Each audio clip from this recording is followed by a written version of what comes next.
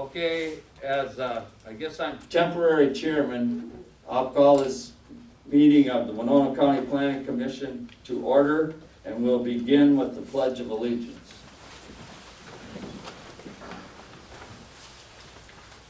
I pledge allegiance to the flag of the United States of America and to the republic for which it stands, one nation, under God, indivisible, with liberty and justice for all.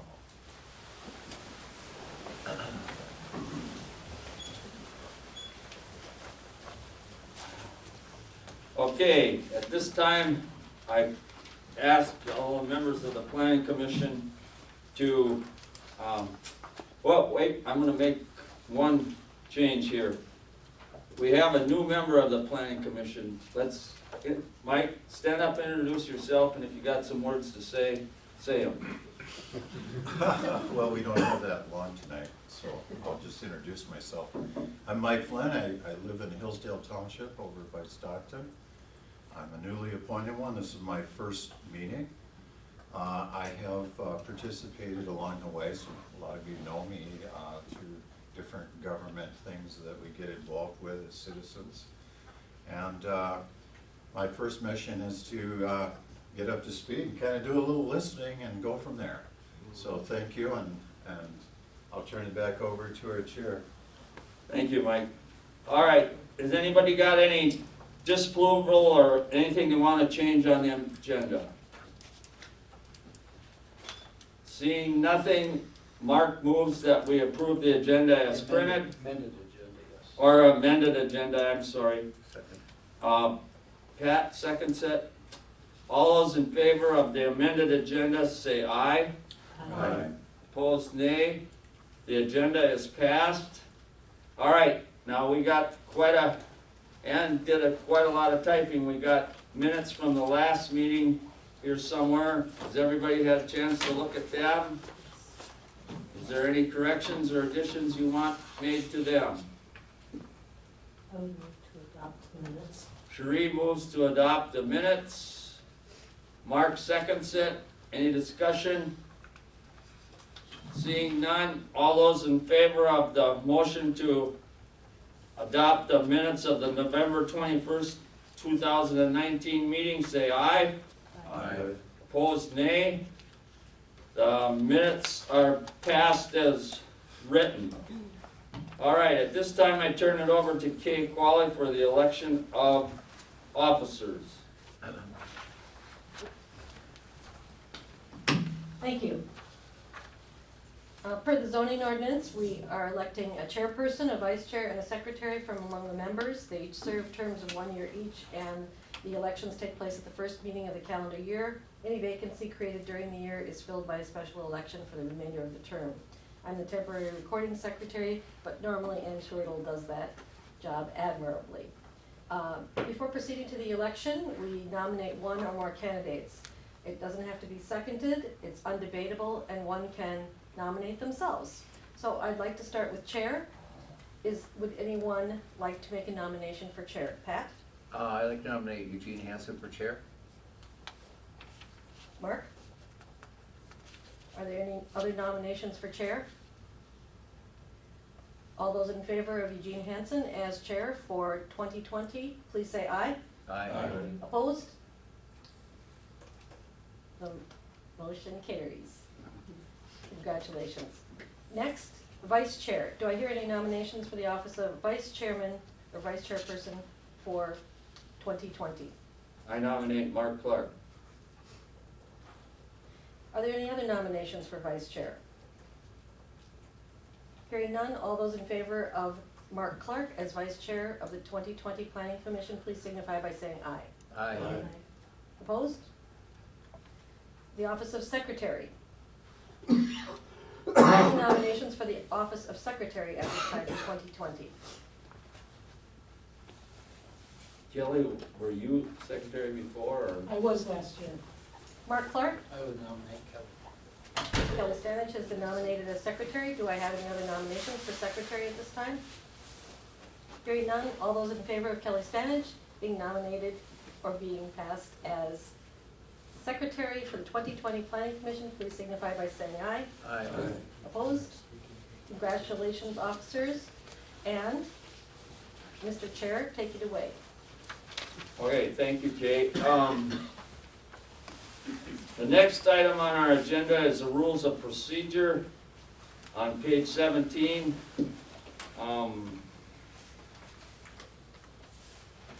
Is everybody familiar with them? Do you want to make any changes? Do you want to make any deletions, additions? These are basically the same as other years, right? They're the ones that were approved last year, there were some minor changes last year. Okay, everybody understands where we're at? Okay, Mr. Chair, not to insert myself into the proceedings, just one minor possibility for a change on the top of page 3 under C. Samples of county officials, there really isn't a sanitary inspector anymore. That would be the only thing that I've seen, but, you know, that could possibly be eliminated. It's just a parenthetical about county officials.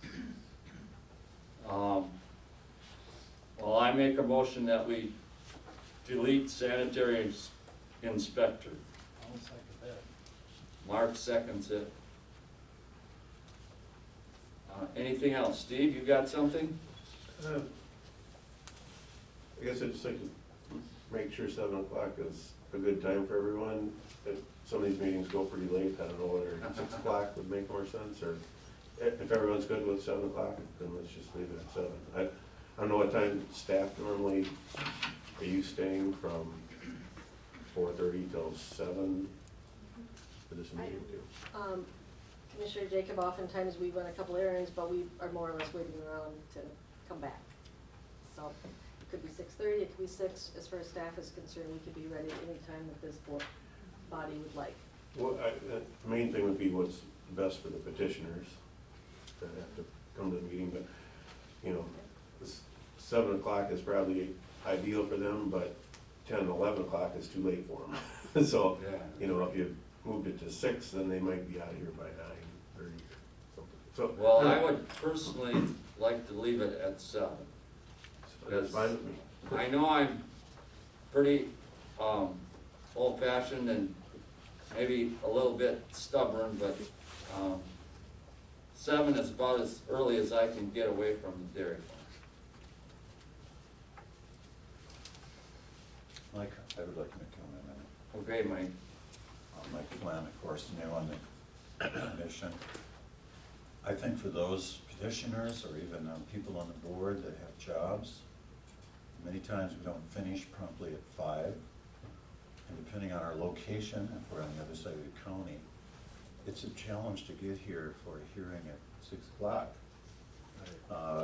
And I want every opportunity for people that have business with this commission to, that the time be reasonable for them to be here and that we're here too.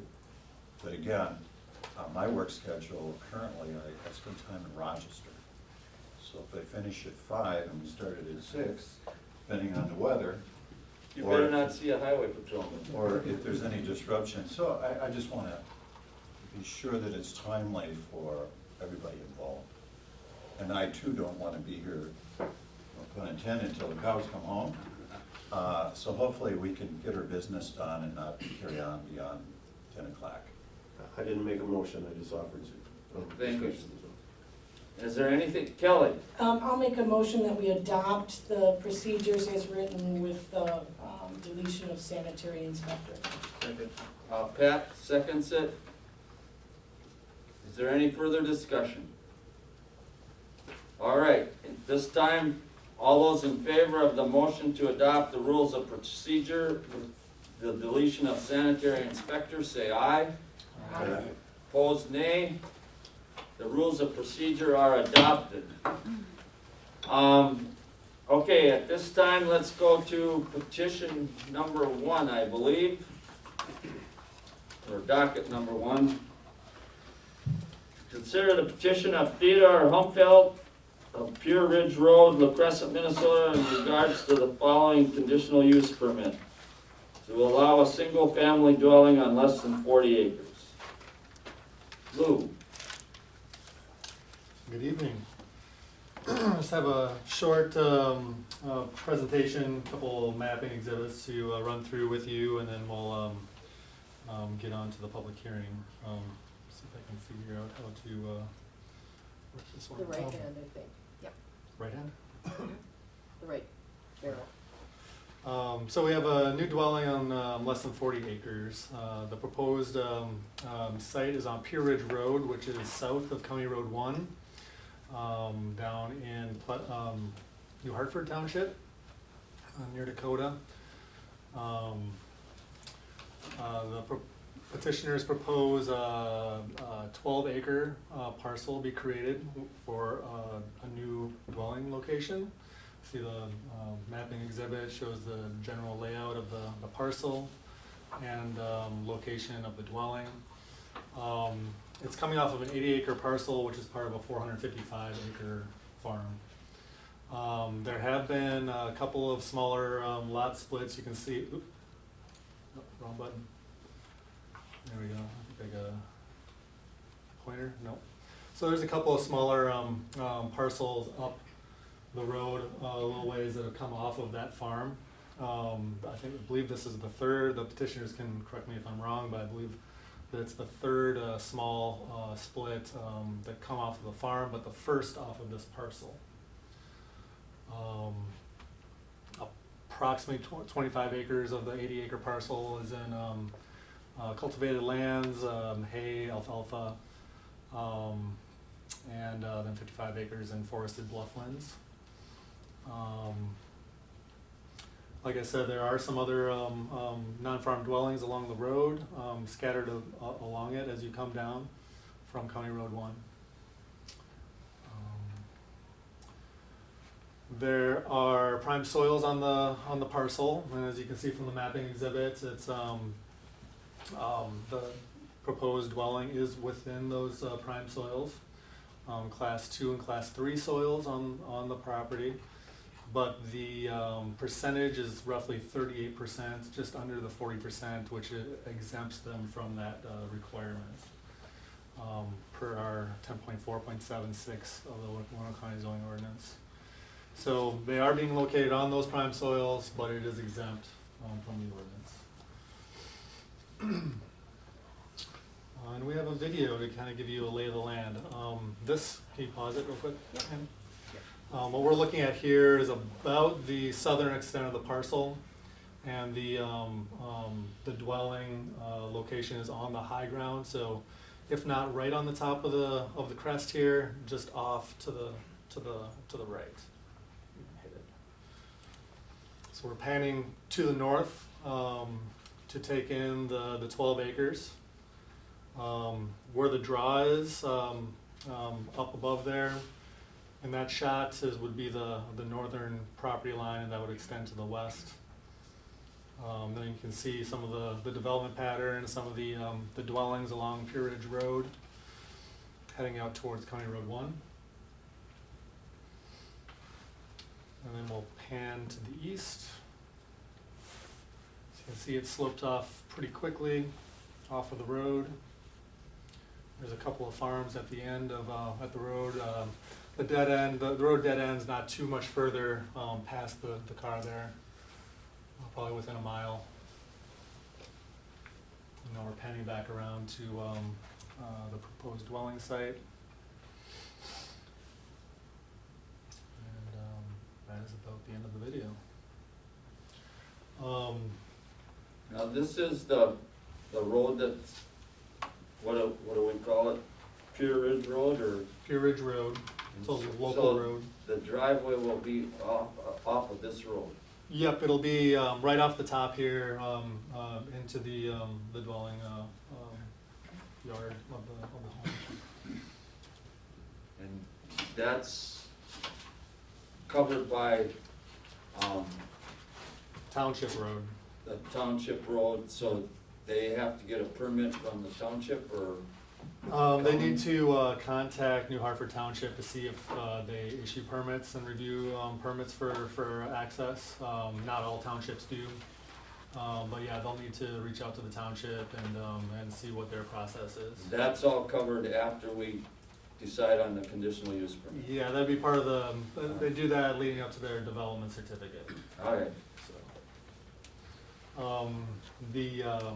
The criteria is, includes staff analysis and, the draft findings of fact are within the packet. I believe there are a couple of findings out of the 10, that are not met, just, based on the distance to, neighboring dwellings, for clustering, and the,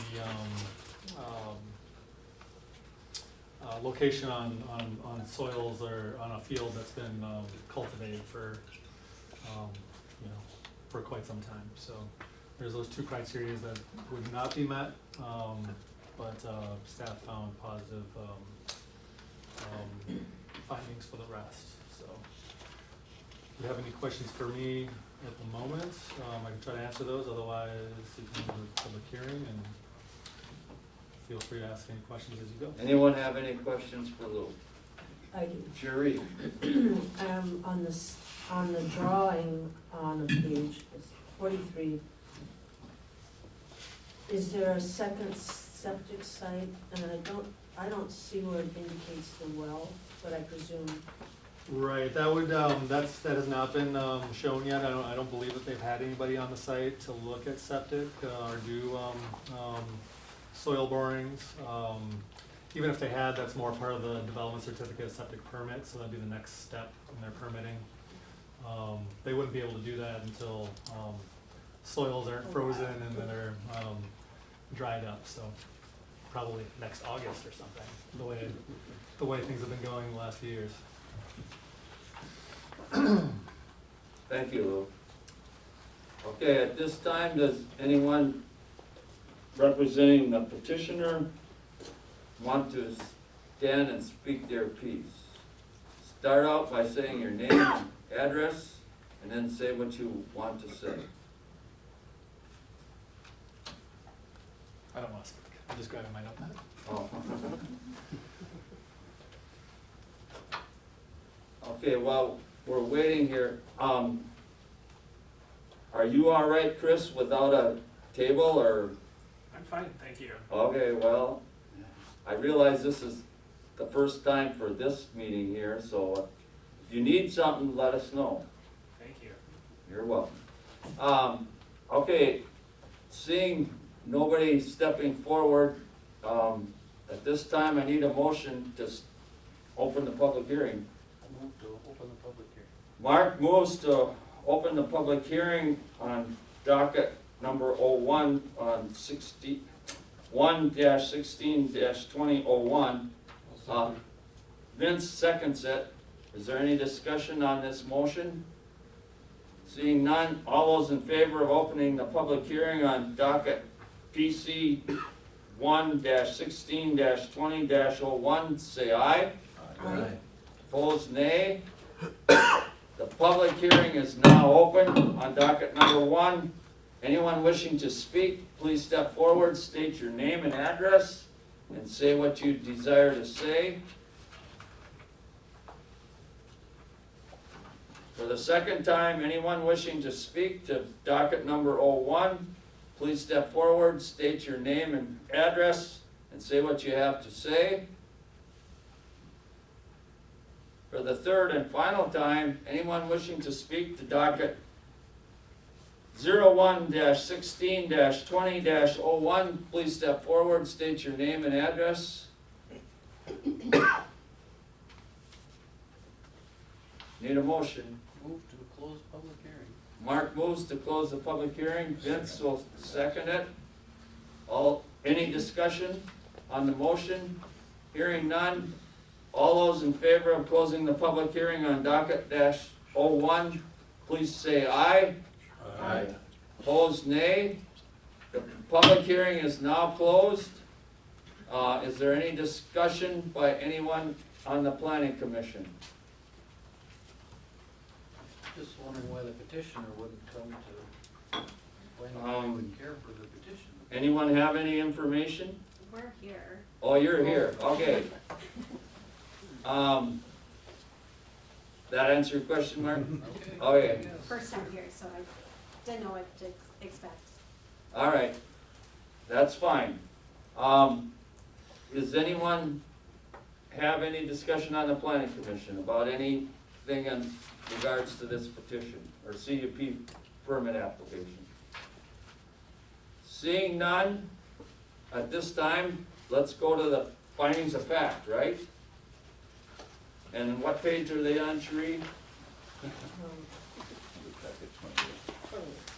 On 28. See, I just got my packet late this afternoon, so.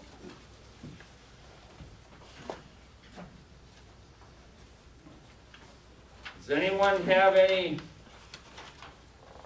problems with, condition, or findings of fact number 1? 2?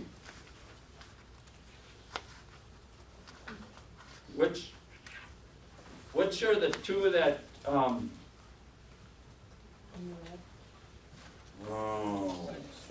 okay. I see the one, but I don't see the second one. There's only one. There is only one, okay. All right, 3, 4, and 5. Be 3 and 6 3 and 6. are the two.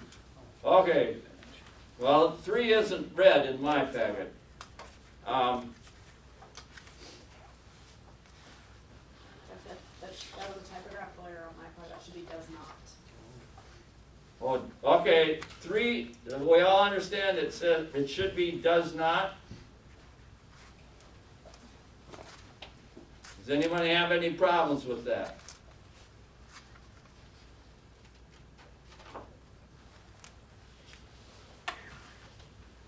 Seeing none, on 6, the evidence does not reveal the proposed lot has existed as a non-tillable area. I think Lou explained that. Everybody satisfied with that one? 7, 8, 9, 10, and 11.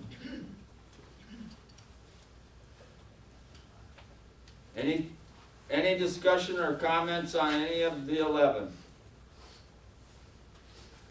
Seeing none, or hearing none, how about the conditions?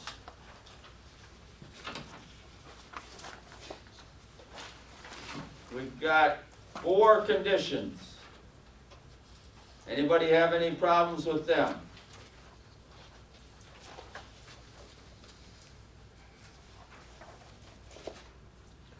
Kelly?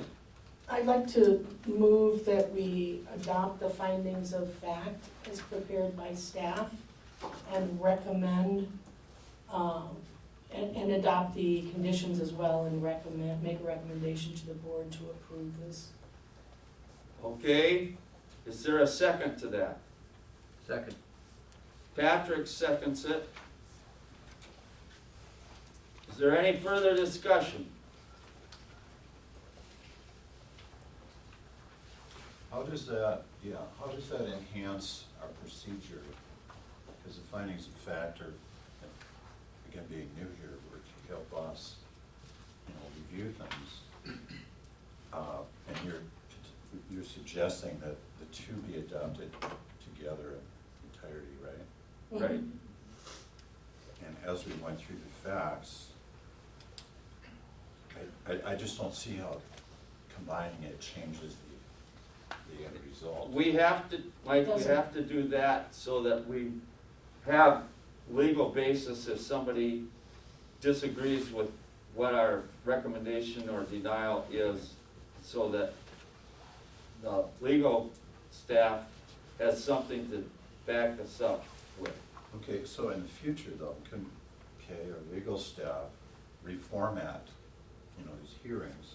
Because it sounds like to me we'll go through them and then it'll be automatic to do exactly what you recommended, to get the procedural thing done, and not trying to overlook anything or be too minutia here.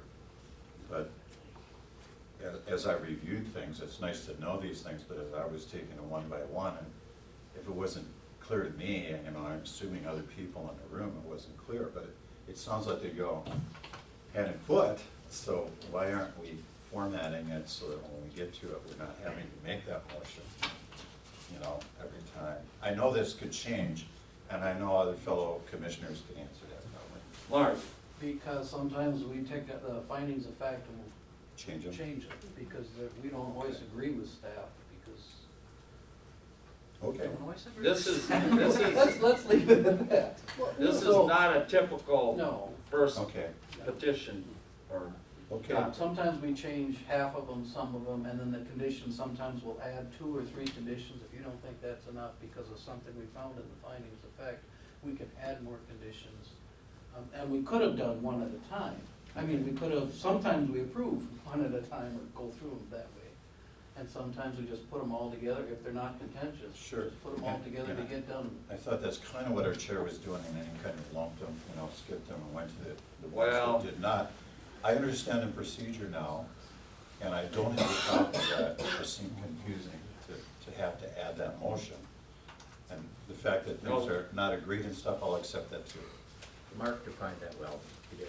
Yeah. council, do you have any further comments? The motion's required, that's one of the things we talked about last night, was we have to have the motion with the 3 components, either the 3 components separate motions or all 3 components of one motion, but we have to have those 3 things before we can move on to the next petition. And just one last comment on that. I mean, I could have made that motion at the very beginning. It would, but it would have required, if we had needed to go back and change some of the findings or conditions, then we'd have to modify the motion and do the hierarchy. And I understand procedurally you have to adjust your motion from before, so Right. in the last part of the conditions, if that got changed. So I understand in the mix of the blender here that we weren't quite there and how it will occur later. Okay. So I'm It'll okay get, with that. it'll get much more confusing later. Yes, Yeah. We should be able to get you sufficiently confused before we get done, sometime. Oh, you came in that way, but I get the idea of what's going on here. All right. All right, is there any other discussion on this motion? Seeing none, all those in favor of recommending docket number 1 to the county board with the findings of fact and the conditions of use, say aye. Aye. Opposed, nay.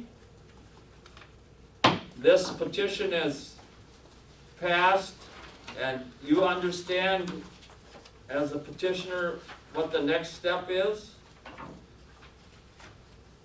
You have to go before the county commissioners, or it's brought up by the county commissioners at a future county commissioner meeting, and they make the final say. All we can do is recommend to the commissioners.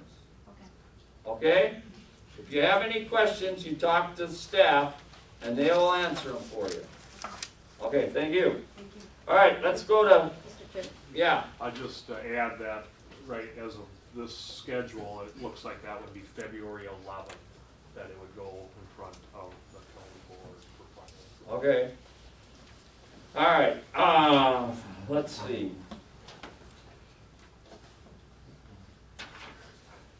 All right, let's go to docket number 2, PC 1-16-20-02. To consider the petition of Darwin and Susan Benzer and Novel Energy Solutions. Blake? Thank you, Mr. Chair. Yeah, I guess one more thing that I just wanted to cross off with this one before we got it, because I heard a few members of the planning commission been asking, but both this one and the other solar project on County Road 23 were received under the previous ordinance before the county board approved the new ordinance, so they were evaluated using those criteria, and the 300-foot setback and the prime soil stuff hadn't been pulled into all that yet. Next month they will be, but these ones were evaluated with that, so I guess just to clear that up, because I'm sure it'll probably come into the discussion here. I guess Novell and Darwin and Susan Benzer are looking at their property off of Stewart Valley Drive and 248 there, and they're looking to use 9 acres to produce the 1 megawatt, and then this one also has the additional step of that it's on 12 to 18% slopes. When I went out there and measured, the steepest portion was about 17%, and that gets pulled in on this one because it's within the Mississippi River bluffs and a mile of that Highway 61 corridor. If you can kind of see there from the overview. And this is kind of the proposed footprint area that they're looking for their lease boundary on their property there. And then, yeah, the steep slopes you can kind of see there on the western portion of the parcel, where they are within the Mississippi River bluffs and are at that 17% on the steepest summit. But most of the area here is relatively flat, and I think the next one will show all that flatter area is all prime soil. So I think when I crunched that number, it was around 65% prime soils, and I believe it's all class 2. Both of those two there, and then the steeper stuff around it is class 4 soil, non-prime. And yeah, there's really no natural screening of this thing currently, so I guess if screening is something that you guys would want on this, I would say with how visible it would be, we'll work with them on that. But if you have any extra recommendations above and beyond what's in the conditions. And here's just a quick video looking to the west, where the array will be, and then Stewartville Drive dead ends up that road there. Spin around, looking back here towards Highway 61 there, and then out towards 248, and that dwelling there is the property owner's dwelling, and then there's a couple other dwellings that are directly across the road from this thing. I believe. Yeah, it's just talking a little bit about the standard screening that we went through. Thank you. Do you have any questions? What is the setback, Blake? You said it was before. To the nearest dwelling, or? To the road. So I believe, so that off of Stewart Valley Drive, it is a required 65-foot setback, and off of 248, I believe the number is 130. I'd have to look that one up again, but 130 is what most state highways are. There's a few exceptions that are the 200, but I believe this stretch was a 130. And you said part of it was 65 feet? Yep, so the township road setback, here I'll go.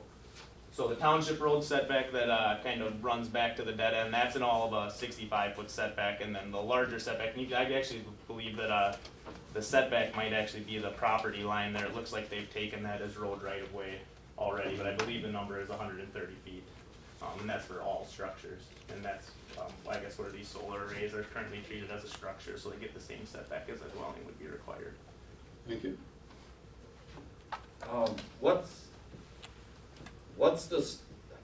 What direction is the slope on the left side there? So it's kind of, you can see it kind of slopes both ways actually, so I'm not sure, I'm sure Sam, who is here, he's the representative for Novell, they might be doing some things with the spacing of their arrays there to make sure that that's all able to get adequate sunlight. I'm not positive on that, but that slope does go both ways, and I believe from where the footprint is, and you can kind of see on this one, where that point is that ridge, where the lines kind of all come out, that's the ridge, so you can see it's facing both ways there. And it's all within their leased area, so I would assume there'll be panels on all of that, but I'm not sure. Okay. So what's the distance from the panels to the nearest dwelling? I know I had it, I believe it was around 250 feet. I know I have it in my stat board, I don't. That's the dwelling to the east towards. And I have no, so the one to the east there is the first one to the east is the property owners, and there's that next one, which might actually be the closest, but then one's across the road. I know we're also right in that same range, but yeah, I'm pretty sure the closest one that I measured is that one right behind the property owners there. And that one was about 200 feet. 200, yep, and then I think the ones across the road are around 300. If the new ordinance is adopted, they would have to be 300? Yeah, but that's, I guess it would just be one additional criteria in our findings is the way that I understand how those will be treated. Kay or Lou might be a better one to answer that, but so I guess it would just be one more criteria that they weren't able to meet.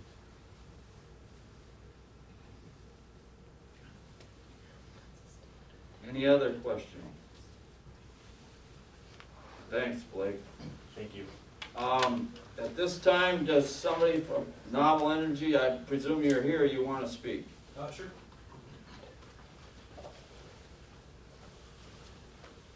Good evening, everyone. My name's Sam. I just want to clarify, so this is just our lease area. The actual array itself will be on the eastern side, kind of right before the elevation goes up there. So it wouldn't be this entire green square or anything like that.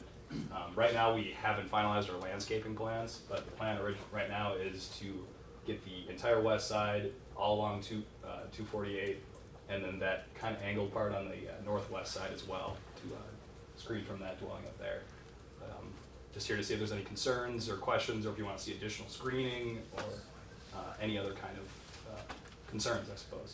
So, Now, this is stationary panels? these will be trackers, so they'll track with the sun as they go along. Okay. Yep. They're a little bit more efficient. We're able to use less panels and get the same output. Anyone? Haven't Steve, we- do you have comments or questions? Haven't we always, in the past, haven't we seen exactly where the array, I mean, I can tell to you it's all very clear, but as you're pointing and. Oh, sorry, yes. I really have no idea where, I understand they're gonna be somewhere in the green area, but not to the edge. That's what I understand. Site plan there, if you just want to take a quick peek at that, I'll pass that around as well. So it'd probably be right around here to the east. So, Sam, is it okay if we keep that document for the record? Do you have an extra one? Yep, I got another one right here. Because if that's presented at the meeting, that becomes part of the record. Oh, sure. Public should have access to it too. Oh, okay, understood. I'm more than happy to pass on Do electronic. you know copy. how many feet from here to the nearest dwelling? So that's the Denzer's dwelling right there. I think it was around 500 feet. So there's a property like right adjacent to it over here. Yeah, but their dwelling, I mean, are they? So from their dwelling, it's about, I think, around 200 feet. Are we saying that they're exempt because they're the owners? Believe. In the old ordinance, I think that's the case, right? Or is We that- didn't have a setback in the old ordinance. from Okay. those. Okay. Is that clear, Steve? Well, for the future, not really, because a setback was a setback. Whether you own the feed lot or own the dwelling, it could transfer hands in the future, so if the setback was to the nearest dwelling, it didn't matter who owned it. So this seems different. Yeah, I think the new language that was just recently adopted last week says large-scale SES shall not be constructed within 300 feet of a neighboring dwelling, not including the home of the property owner developing the solar energy system. Council, is that, do you have any further comments? That's a different discussion, that doesn't apply here. Mark? He's actually covered up a house under his proposed new array location, there's actually a house there. I don't know how close that one is to it, but see the box that says proposed new array location, there's actually a house there. I believe it's a house or whatever you wanna call it. There's a dwelling. That's not on the aerial yet, that house wasn't built yet at this time, but there is one back there, but, this is a 2016 aerial, so the house isn't there, but, And the house is actually further back towards the, to the east. It would be further east than where that text box is. It's got a longer driveway back there. Does that answer your question, Mark? All right, any further questions? Thank you. Okay, at this time, I need a motion. Move to open the public hearing. Sheree moves to open the public hearing on docket number 2. Second. Okay, Kelly seconds it. Is there any discussion on the motion? All those in favor of opening the public hearing for PC-1-16-20-02, say aye. Opposed, nay. The public hearing is now open. Anyone wishing to speak to this docket item number 2, please step forward, state your name and address, and say what you have to say.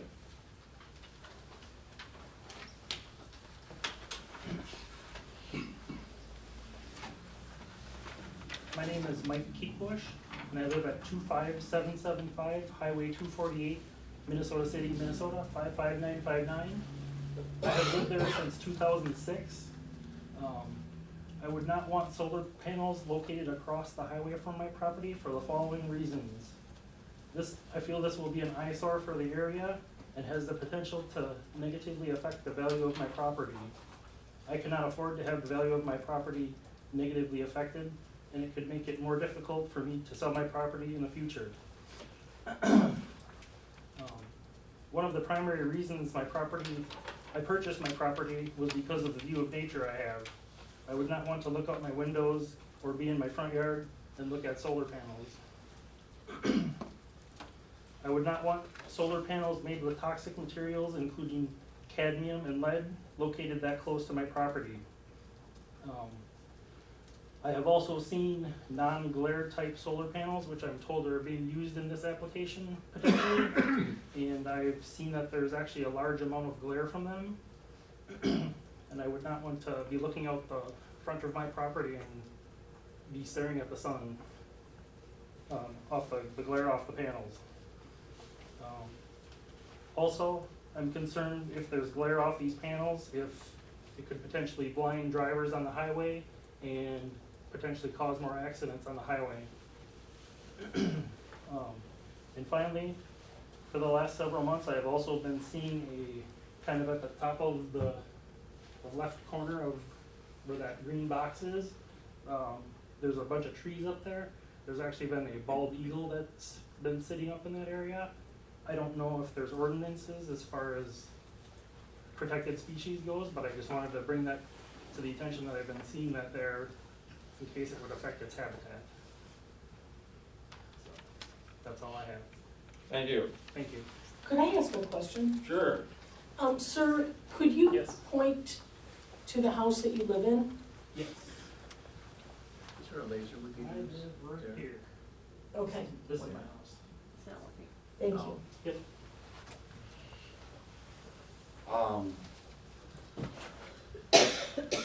Okay. For the second time, anyone wishing to speak to docket number 2, please step forward, state your name and address. My name is Alyssa Reed. I live at 25795 Highway 248, Minnesota City. And my main concern is I have children, and I just don't, I like the nature part too. I don't want to have to look out, and I'm directly across from it. And I mean, from this chart flow, even if they move it over that, my house is still directly in front of it. I just don't want to have to see that every day. I moved out there for quiet. I didn't move out there for them to be constructing things and building, and we've lived in the house since 2000. So it's just, I mean, it's gonna probably destroy the property value of my house, which eventually we plan on selling. And that's just my biggest fear, is that we're not gonna get anything for our house because no one wants to stare at that all day. Okay. Kelly. Same question. Could you point out your house? This is my house. Okay, thank you.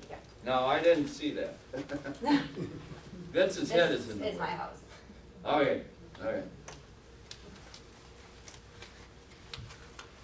Thank you. All right, for the third and final time, anyone wishing to speak to 1-16-20-02, please step forward, state your name and address.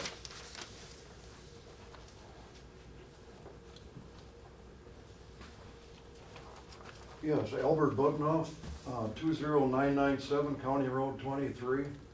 I don't live close to this proposed site, but I agree with the two young people that spoke prior to me, and I see it as not only the people that live in this immediate area close by that are gonna see it, but as far as an eyesore to the entire public that's driving by solar farms, proposed areas like this, I look at it similarly as a housing development. Rooftops, they look like rooftops to me, and I guess the beauty of the whole area is a prime concern of a lot of people that live there close by. I'm 5 miles away, but I do drive by there occasionally, and I think a lot of people are probably gonna agree with me that solar farms aren't the prettiest thing to look at. I agree with solar energy and alternate sources of energy, but I think they should be implemented on soils that are not suitable for productive type farming. Maybe real sandy soils that may be even irrigated in some places. We're depleting groundwater, trying to irrigate undesirable farmland, and water is gonna be a prime commodity someday, and so why don't we start using some lands like those? I don't know if those are in this area, how far you'd have to go. I know there's areas like that in the immediate area, so these are things that I'm concerned about, and I think we definitely ought to be looking at other alternatives, maybe very secluded areas that are hidden with foliage. I know there was another solar farm that was put in not too far from this proposed site that was in a very secluded area, and it doesn't affect a lot of people as far as the overall outlook of things. Thanks. Thank you. Anyone else wishing to Any speak? questions or- Seeing none, I need a motion. Move we close public hearing. Vince moves that we close the public hearing. Mark seconds it. Is there any further discussion on the motion to close the public hearing on 1-16-20-02? Seeing none, all those in favor signify by saying aye. Aye. Opposed, nay. The public hearing is now closed. Is there any comments, questions of the planning commission members? Okay, well, let's go to the findings of fact for docket number 2. 54? I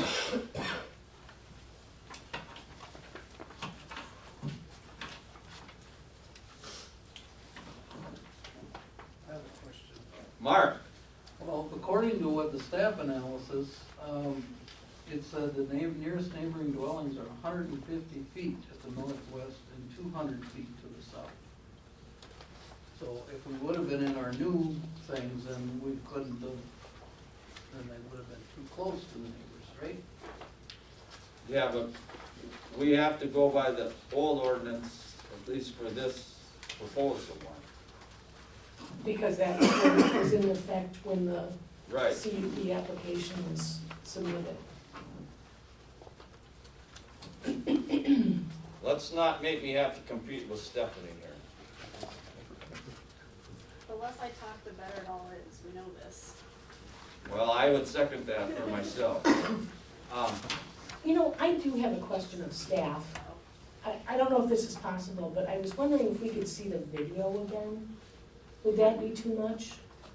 No, Ann, can you do that? yep. So where are we here? Stewart Valley Road. You're standing on 248 looking north. No, this is Stewart Valley Road. Do you, The township road on the back. Show me where. Blake's coming up. Isn't that where? We're there. You tell me when to play. Yeah, no problem, sorry, wasn't sure if you need me. So right now, you're looking kinda to the northwest, up Stewart Valley Drive and directly up that point. So that dwelling that you can see there on that ridge is the one to the northwest, which would be the closest dwelling to this array. And now I went from the lease boundary, not to the panels, because I didn't have an idea at the time of where exactly the panels were gonna be, so I grabbed the shortest possible distance. But, and I know typically they do leave at least a 20-foot buffer around that lease area, so I'm probably a little too short from what it'll actually be, but I figured it was better to have the number closer than too far for your purposes. But yeah, if you wanna play it now, I will. Oh, sorry. Can you get the clicker? Well, yeah, I can run it. I don't have that option. So yeah, now I'll kind of turn towards the north, into that new dwelling. You can kind of see the driveway is right there. If you pause, where that power pole is, that's where that new driveway to that dwelling that Mark was talking about earlier. And I don't know if you can quite see it through the woods, but I know I could see it when I was out on site. So now I'll continue panning, towards the north and back towards, Highway 61 in the Mississippi. Yeah, and there's where that dwelling is. You can kind of see the roof. There's a large shed back there. And now I'm facing east towards 61, and there is the property owner's dwelling, and I'm looking to the south. And that's Highway 248. That would be kind of along that ridge. And now we're looking down 248 to the southwest and panning back towards the west and looking up Stewart Valley Drive there on the right side of the image. Thank you. Okay, at this time,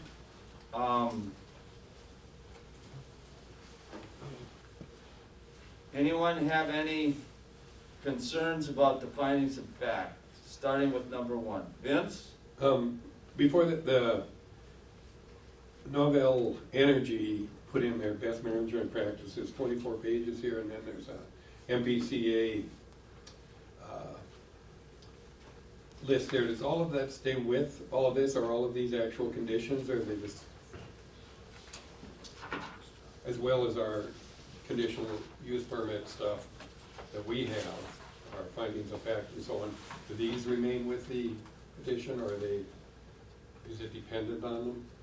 It's part of the packet of materials, and the criteria or the condition one that's always on there is that they have to abide by their representation, which would include all the packet materials.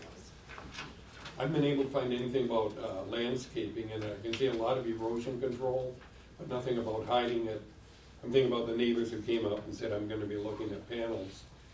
And Novel Energy had said something about he was going to have plans for it. I don't see it in their BMP document here, nor do I see it on the original proposal that they wrote up. Is that something we normally? Mr. Chair? Yeah.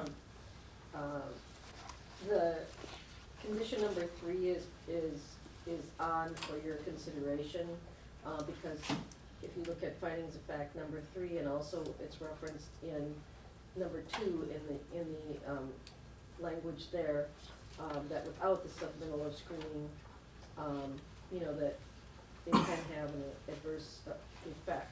Typically, landscape plans are submitted and they're reviewed by staff, and/or SWCD, prior to the issuance of a development certificate for them to put a shovel in the ground if this body sends it along to the board and it's approved.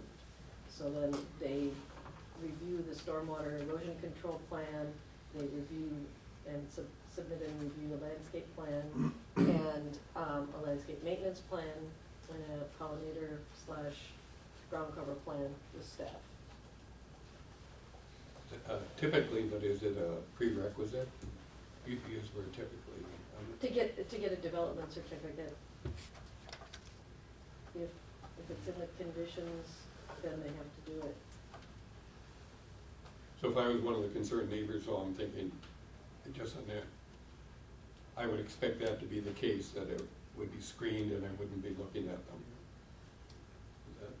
So the adoption of the condition, I believe it's number 3, landscape plans in accordance with the chapter, then that would, if that is adopted, then they will be required to submit a landscaping plan. And to to, do the screening from the adjacent properties. Kelly, And that landscaping plan will have to be approved and, by, staff before they can get their development certificate, correct? Correct. Okay. now, I'm just a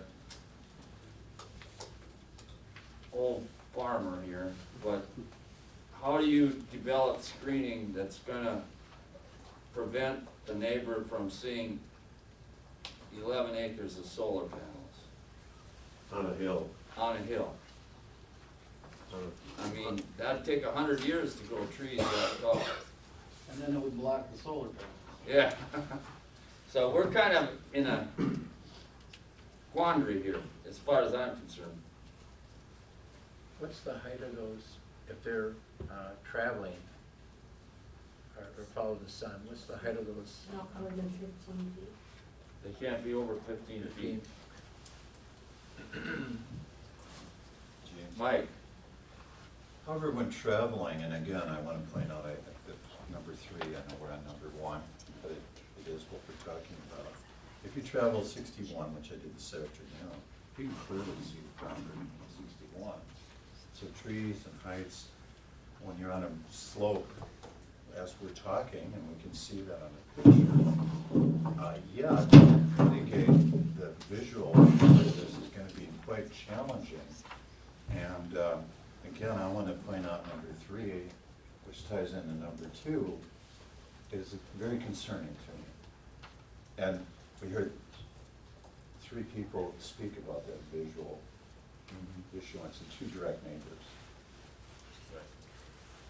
Okay, are we done with number 1?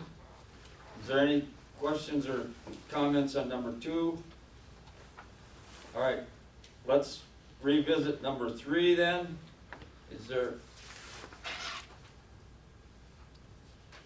anyone that wants to have a vote on number 3?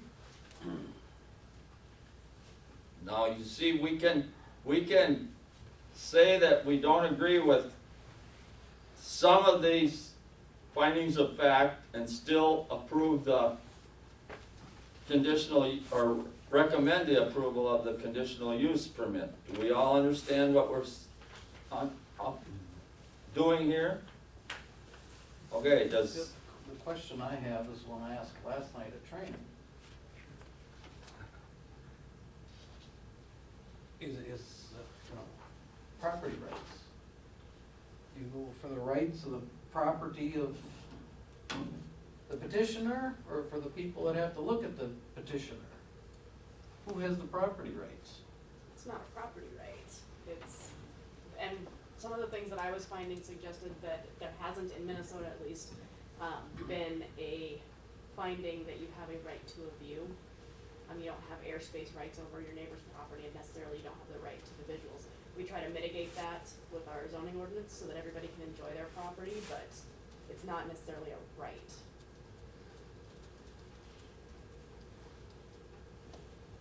Sheree? I'd like just to suggest that when you live somewhere and this is the view you've gotten used to, anything that came to be there, you would resist. I mean, I think that's natural. Whether there was another group of houses, or in this case, a solar array, or maybe it would be a large confinement animal operation. Anything would be new, and you would resist that change and not like it. Because the solar gardens are so new in the world, and we're not used to seeing them, it's a different thing to look at. Not everybody, finds them, how does this say, unpleasant to look at. Some people do, but part of that, I think, is the newness. I mean, I would be, having lived in the country for a very long time, I'd be upset too if I lost my view. And I don't, it's a tricky setup here. Does anyone have any further comments or action that they wanna take on number 3? I'd just like to Steve? suggest that, you know, essentially number 3 is leaving screening up to staff, but the reality is the center of that hill, I don't know how many feet high it is, probably 100 or maybe 200, and we're gonna plant trees that in 25 years could be 25 or 30 feet high. I mean, in 25 years, they'll still be doing nothing to screen the few of those panels that are high on that hog's back. So if it makes us feel better to put the condition in there and make people do it, that's what we've been making everyone else do, but in this application, I don't see where it's gonna ever really have any meaningful effect. Vince? I'm not sure about meaningful effect. I understand what you're saying, Steve. Panels have a right to their sunlight, but it would, if I were a neighbor and I were looking, these, the setbacks are really minimal in this certain project here. And the neighbors are about as far away from the solar panels as I am from the gate on my farm. Or the parking lot out here is about the same. And I just thought it would soften the impact if there were, I mean, I don't know, Kay would know better, I think, if they had poplars that would grow faster at first and then later more substantial, it would at least soften the impact of them, make me feel less as though I were living life in a box of tinfoil. Certainly on the perimeter, but this is a multiple acres site. Any further discussion on 3? Well, I'm just looking at the contour map. I can't tell what page it's on. So the houses are at 752 feet in elevation. If you look at where these things are going, you know, they're gonna be 752 to maybe 758. They're not going on the hill part of the steepest part of that hill, right? So it's not a huge, Well, they didn't give us the, no, but see, they're not going, maybe a little bit of there, but. Right, but you can kind of see from, here is the line. So most of them aren't gonna be on the steepest slope of that parcel. Okay, does anyone wanna do something or can we move on? I don't know, what can we do? I don't know, but, I sure think there are better spots in this county for a solar farm, or for a, whatever you guys wanna call it, power plant is what it is.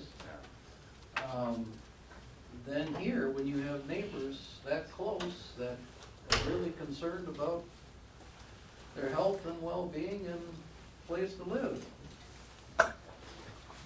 I can't disagree, but, let's move on and we can make up our mind when we get done with the findings of fact and the conditions. Number 4. Number 5. Number 6. Number 7. Number 8.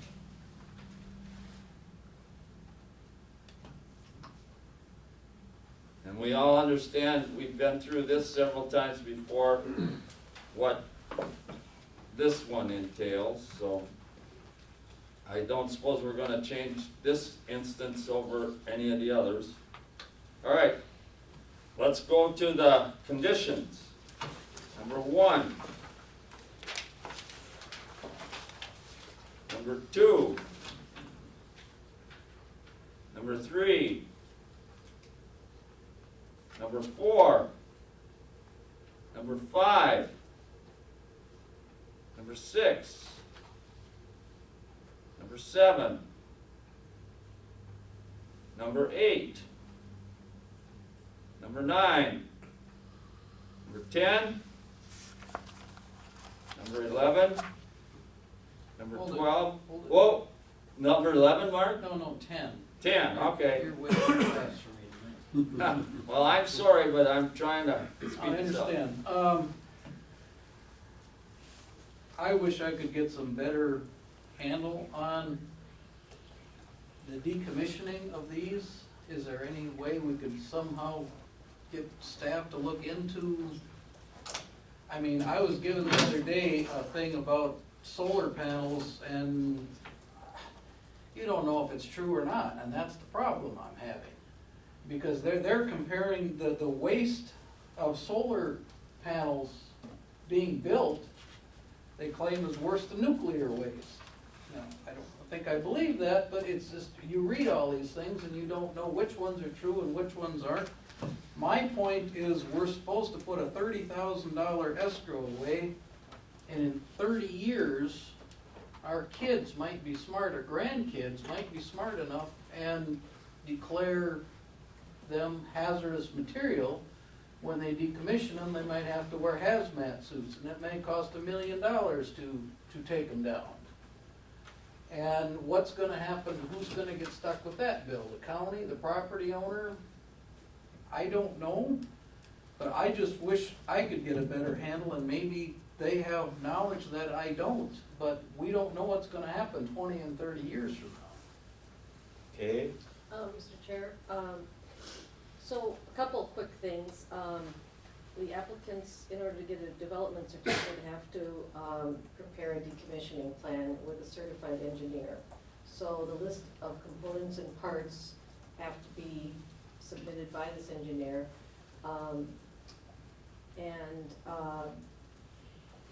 The second thing, I guess, is the Minnesota Pollution Control Agency is recognizing these very concerns. They just had a 3-hour webinar about 3 weeks ago that I listened to about the decommissioning, what kind of MRF, which is a recycling facility, would take the panels, glass, the metal, and how the heavy metals that you referred to would be handled. So the state agency is not going to allow a free-for-all. Neither probably are they going to march down here and help us take care of everything. But I think that they're already recognizing that there's a lot more of them on the market right now, that they need to be cognizant that their lifespan, while 20 years and change seems like a long time from now, that sometimes it takes that long to plan for, maybe regional facilities for decommissioning, what they might look like if they were sold off, even if they didn't fully perform, they may still be valuable as a commodity. What's going to happen to them? Because that's going to be a bigger issue than an individual county. It might be regional. So I don't know that we can get all the answers as staff that we would wish to, but I think that an engineer being able to break it down into what the components are and estimated decommissioning. Right now, we have a $30,000 escrow letter of credit or bond, and we received the letters of credit for the last couple from banks, and we keep the originals. They don't have a cost of living increase applied to them at this time. So there are other things that, could be added to conditions, but that's kind of what we know at this time. So in the decommissioning plan, we ask for the information from a certified engineer about the components and plan to work with the MPCA to ensure health, safety, and welfare. Thank you. I have a question that ties into this. At the present time, are there any decommissioning sources in the United States? According to the webinar, there was one in Ohio, so yes. The rest of them that I know of are in Germany and Europe, so that's not gonna be too handy. But as more and more facilities are put together, Ohio is in the upper Midwest, or in the Midwest, but not exactly, from a carbon footprint standpoint handy. So again, the MPCA is talking about that, so that might be a question for some of the agency folks, but they're aware that counties are gonna, have these things happening, just like wind, works before. Okay, is there any further discussion on this topic?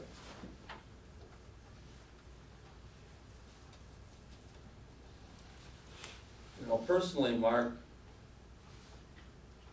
I don't think we can look into the future and be even close to being accurate. I don't know what we do about it. We're basically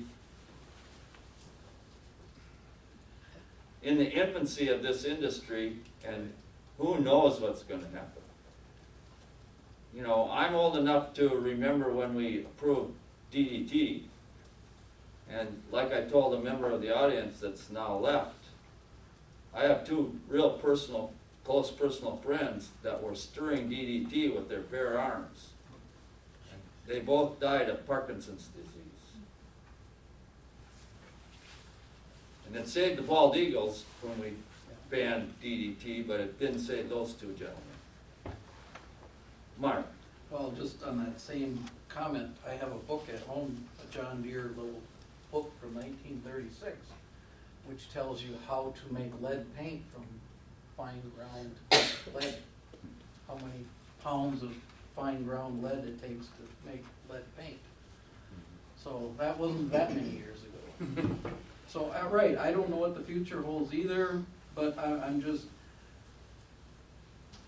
don't know, and I guess we're not gonna solve that problem, but I'm just wondering if, is 30,000, is that per acre, or is that per megawatt, per megawatt, per 10 acres or whatever, okay, per megawatt.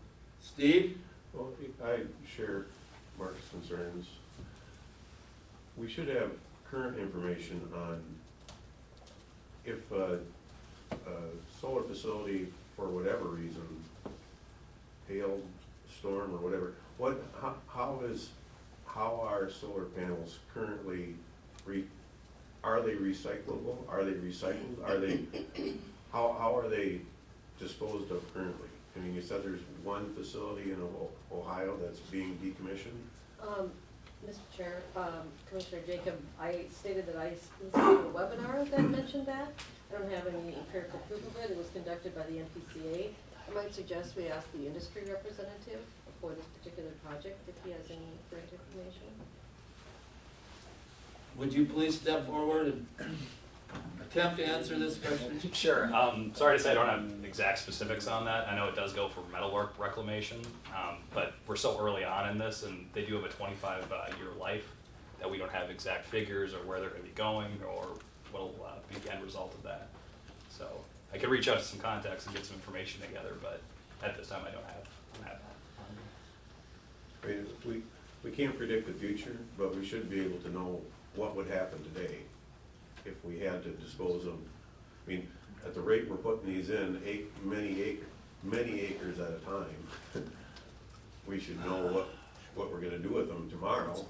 If for any reason we had to, the story is always, they're so valuable, they're gonna be good forever, they're gonna be valuable in 25 years, but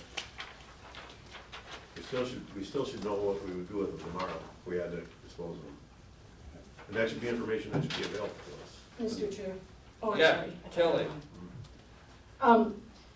My understanding is that is precisely what the decommissioning plan is all about, to plan for when you need to dispose of them and how that will be done, and that would be the responsibility of the developer. Correct? Mm-hmm. Mr. Chair? Yeah, Pat? Okay. Just a comment that Steve and Mark made, each of them, that concerned me on this project. I'm not sure in my mind this is the best place for this array. And looking at that photo up there, looking at trying to mitigate the view. I mean, the gentleman said it too, that we could, I don't think it's gonna happen, you know, because it's on that slope, right up there, and that array is gonna be sliding up on the side of it. Not too high up of that hill Okay. right there. So if Well, you what's- look on, sorry, I wish I should have printed more site plans, but to the west, it has slopes greater than 15%. So that makes it difficult. But is that enough to, you know, address the concerns of the residents that came forward here? You know, to get, you know, some mitigation with looking at that all the time. You know, I'm sorry, are you asking about the neighbors to the west well, there, or? any of them from that standpoint, and I guess too, even driving by it.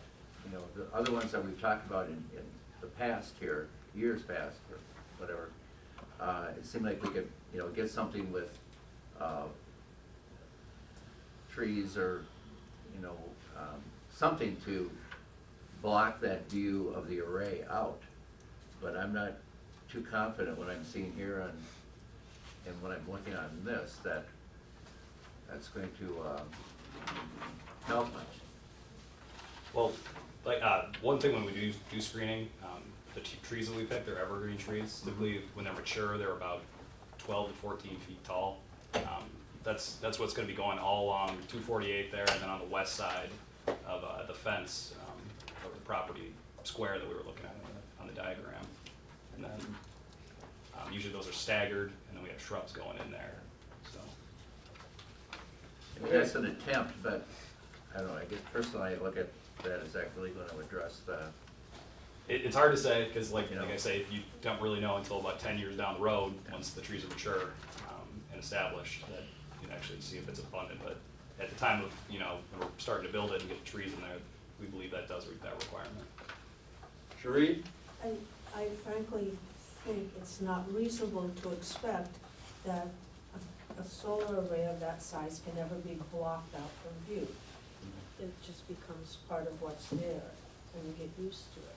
Just like you get used to other things, you know. I know that there are people who find really large animal operations to be unsightly, and those aren't, they don't have to be screened out. I mean, we can't, I don't think this can ever be blocked all out. I think just, that's the way it is. Okay, if we may, let's move on. Thank you. Okay, yeah, of course.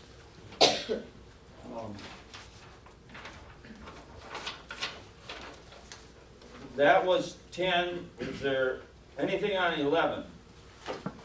How about 12? 13?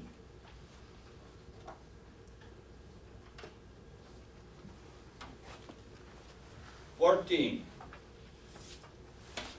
15?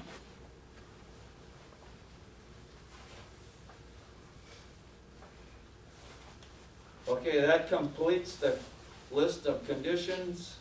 Is there any other discussion? Mark, or Mike, excuse me. Well, I'm going back to the condition of number 3, and I'd like the commission to weigh in if they feel that we can accomplish an adequate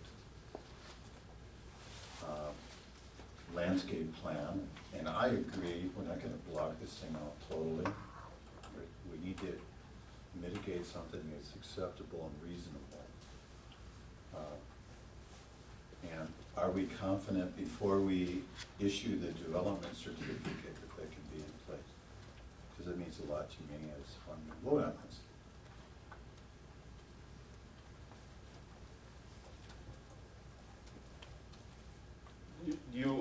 Are you directing your comment at I'm who? directing my comment to the fellow commissioners. All right, anyone wish to respond? Good, could you repeat it? Well, I just want to know that to mitigate, or at least to answer the facts, finding facts, number 3, which clearly says it will have an adverse effect And our conditions are, is we're gonna try to ease that effect to the neighbors by having a plan submitted, staff review and approved based on our ordinance, chapter 9.1.5, before a development certificate is issued to continue on. Will that condition satisfy the adverse effect concern that our staff has pointed out? Will condition number 3 satisfy finding number 3? Is that what you're saying? Yes. I'll let Steve. Well, you're asking. I'm listening. I asked you guys. You're asking the planning commission, just my, it's my opinion of the whole application is that I will support the application in the interest of treating this applicant fairly with how we've processed other applications. I have many concerns, and I share these concerns that have been brought up from my position at the next level as commissioner. One of my goals is to support as much economic activity as I can in the county, and this does that. I mean, it helps energy, it helps economic activity. It's a little frustrating when the regulations that we wrote to prohibit bluff building, we're making these exceptions for these structures, but we wouldn't make the same exceptions if we wanted to put dwellings on the same steep slopes. So, but I support those applications. I'm going to support this application. But I do see a lot of concerns with it, and I share the concerns of the neighbors. Unfortunately, we don't really control a property that we don't own. Kelly? Just in answer to your question, Mike, I think, it's answered pretty adequately in the findings. I mean, in the findings, that the added screening from the preparation of a screening landscape plan will help to mitigate the visual impact, although it will not be eliminated. So, I think that's the best that can be done with landscaping and a site like this. And if I hear you correctly, Sherry, that's kind of your thoughts too, right? Yeah, but you can never hide You it can, completely. I'm in agreement, we can't totally hide everything away because of the topography and everything else. But we need to address the concerns that we've heard tonight. When we look at that slope though, have we had any proposals for solar that have had that kind of elevation for an array? Gentlemen or women? I think that Jim Spelt's application was very similar. It's just that there was no dwellings around to see it. Okay. And his was much larger. Kelly? If you do look at that slope though, the slopiest part of the slope, Steepest part. yeah, thank you. That's not going to, it's not gonna have a raise on it. Right. If you look at the LiDAR, map, elevation map, yeah, and you compare it to this one, Okay. you'll see that the steepest part of the slope won't have a raise on it. But even then, Kelly, is that enough to, do a good job of mitigation?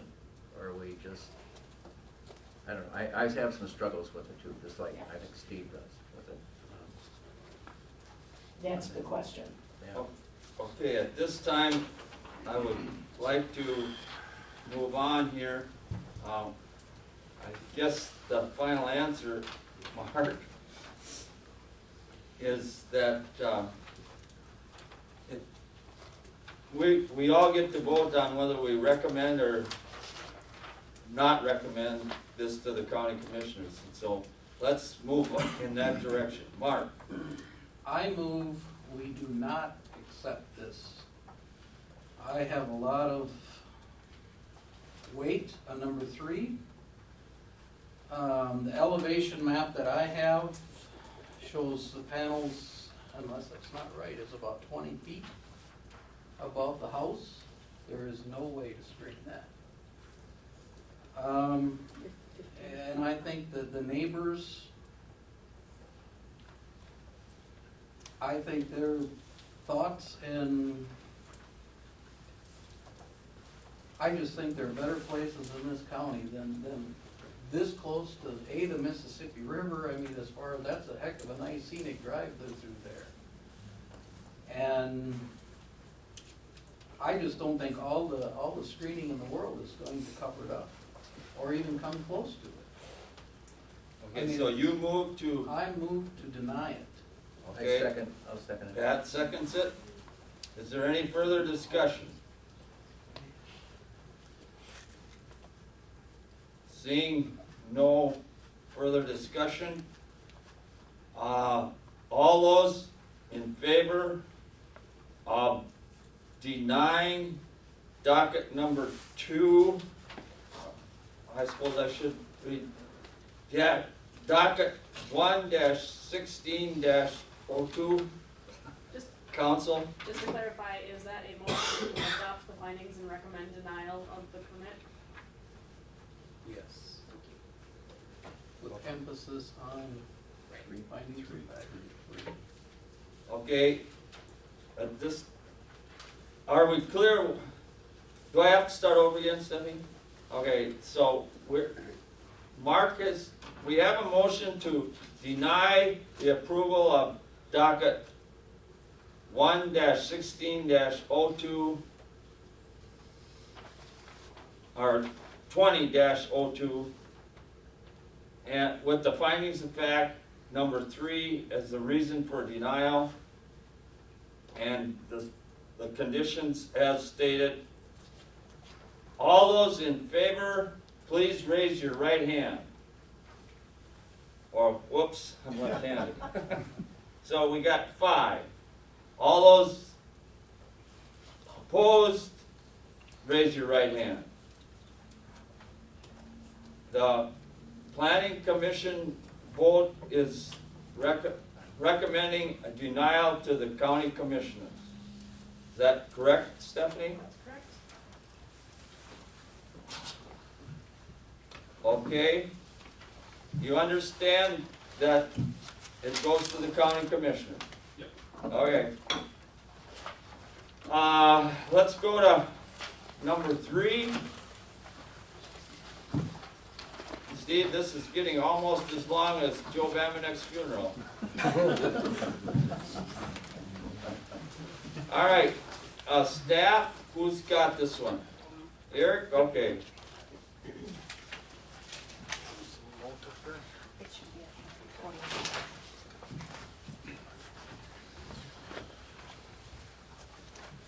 Can you hear me okay? Is the mic picking this up, or? You could raise it. Yeah, I can hear it. Well, raise it up a little bit. Okay. That's- Yeah, I'm up all the way, but. It's supposed to be new enough, it should work. Okay. As with the first petition, this is a conditional use permit request to allow a new dwelling to be located in the Ag District on less than 40 acres. Walski petition. Without a pointer here, the key point in this is that it's an existing parcel, so they are not looking at creating a new parcel. Parcel number designated as 20000830 is approximately 25 acres. This aerial exhibit shows the cropping history, and that shows that the majority of the parcel is actually in woodland. It was previously used to grow Christmas trees. In fact, you can see the spotted points that are on the marginal pasture areas. I believe the cropland is the north part that abuts the township road. It is served by a Wisquay Township road, Nagle Ridge Road. Kind of indicated to scale from the site plan that I received. The blue arrow is indicative of approximately where the new house would be. If I could point out, there is one existing building that's referenced in the staff report. It's called a hoop hut, or it's like an agricultural accessory structure. There is an existing driveway, and if petitioners want to correct me if I'm wrong, the existing driveway would come in and they would add an extension that would go in this manner to the proximate new building site. Excuse me, but the hoop building will be removed. That was the Christmas tree people. Okay. Building, and that will be removed this spring. Okay, so the applicant has indicated that that existing structure is slated for removal if this project goes ahead. The next exhibit shows the prime soils of the 25 acres. Only about 21% of that entire parcel would be defined as prime according to the ordinance. So I believe indicating the scale, the building site is even off of prime, and therefore it is in compliance with the standard of the ordinance. A couple of pictures. I do have no video, so this kind of illustrates all right immediately off of the township road. The first exhibit is more to the east, showing the existing drive to where that hoop building is located, and that is, petitioners indicated, would be removed. The next picture to the right is slightly more in line of where the building site would be. And to the best of my scaling, that would be located approximately in this area right here.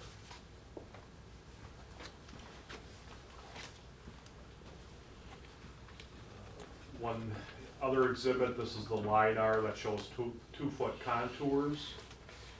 And everything in this area drains to the south. And you can see there's some, probably a dry run and basically a intermittent stream that starts at the very southern part of the parcel and flows to the south. The hatched area is where you have what would be bluff areas, steep slopes. Any questions? Well, Steve, Eric, I'm grateful it's as clear as mud. Okay. Turn it over to you. Okay.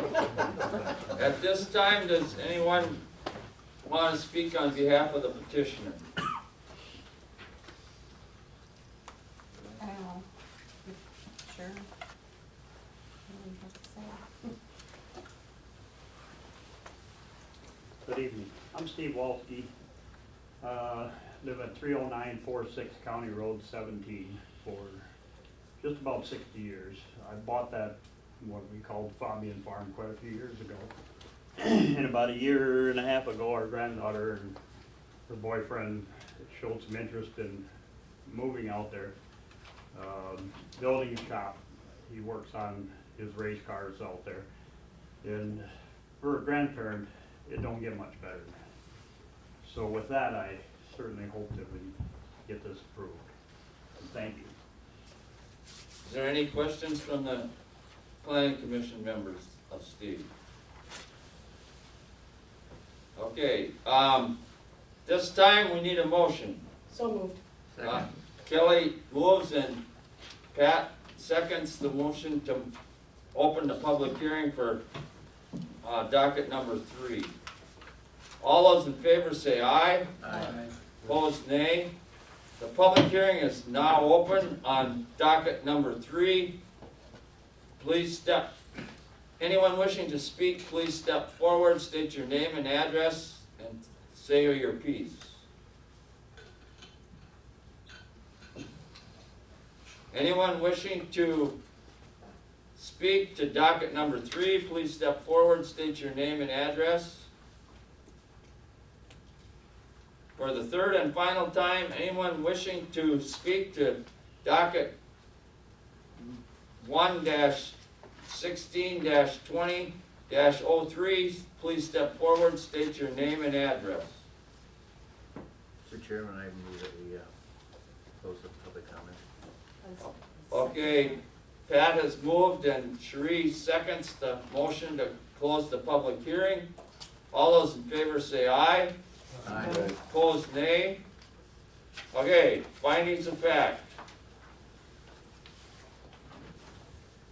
170. Holy moly, we're going right along here. 182? Yeah.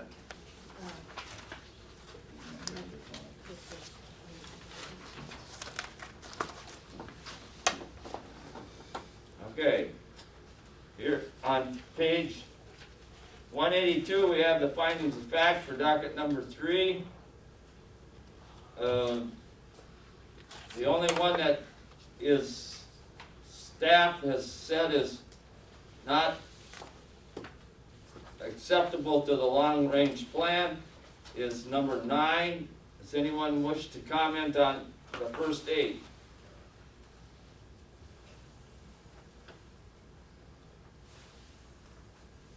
Seeing none, does anyone wish to comment on 9?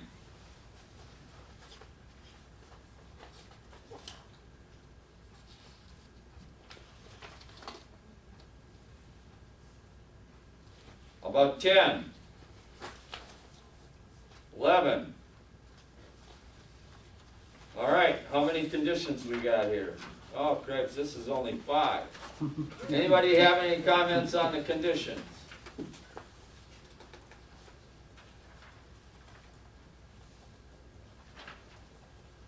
Does anyone want to make a motion?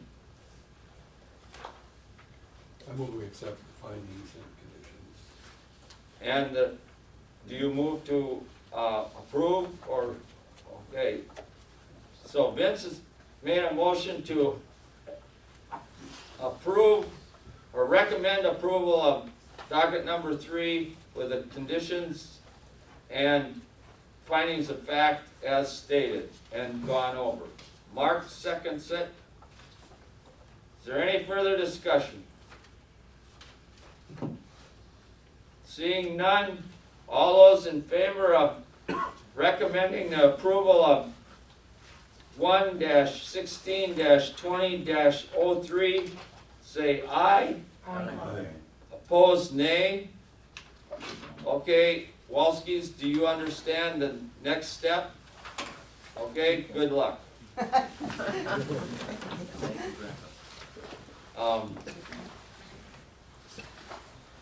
And hopefully nobody will put solar panels right next to you. Okay, let's go on to number 4. This one could even get stickier. Who's on staff got that one? Lou's got that one. All right.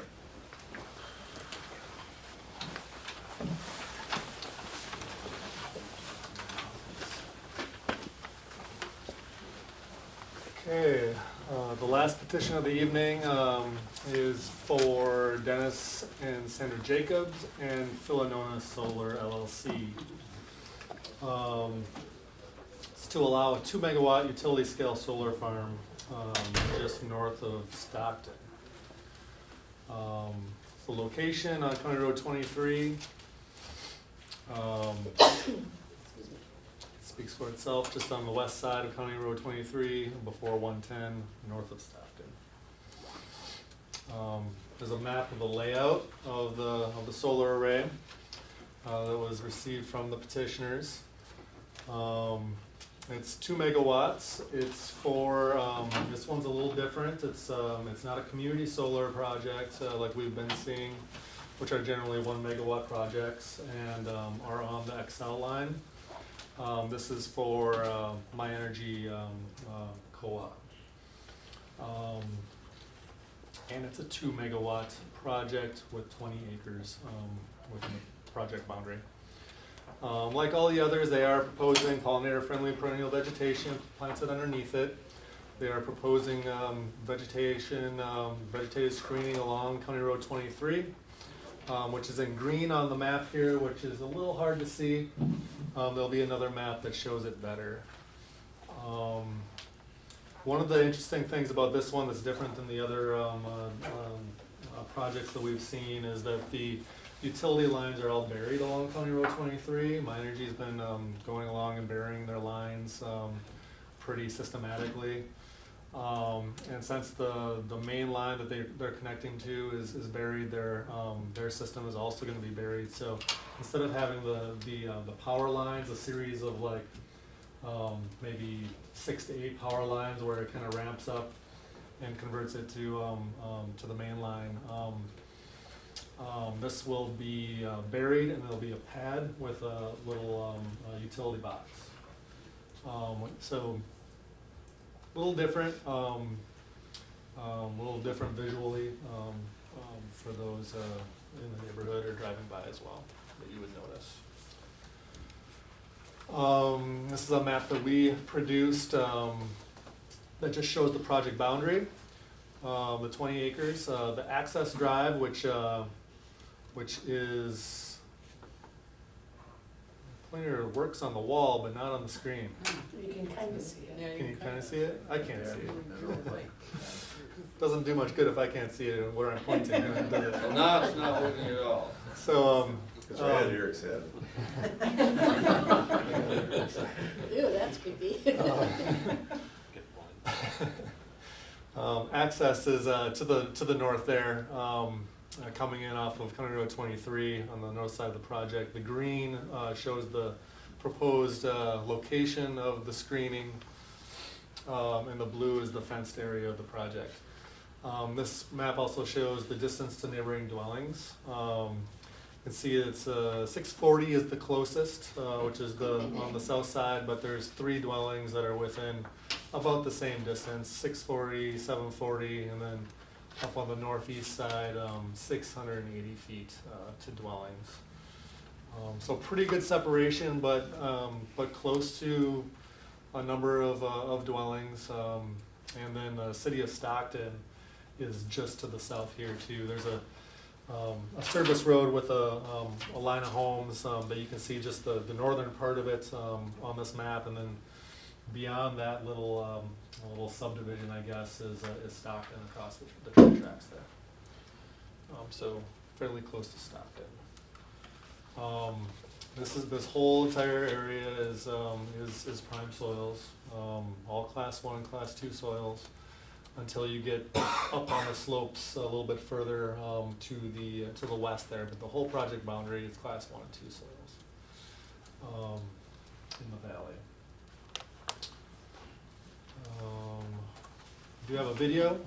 This is starting at the southern end of the project boundary. You can see a tree there on the right side. That's from the farmstead of the closest dwelling. So you can hit it there. Project would be to the left, and this is looking north.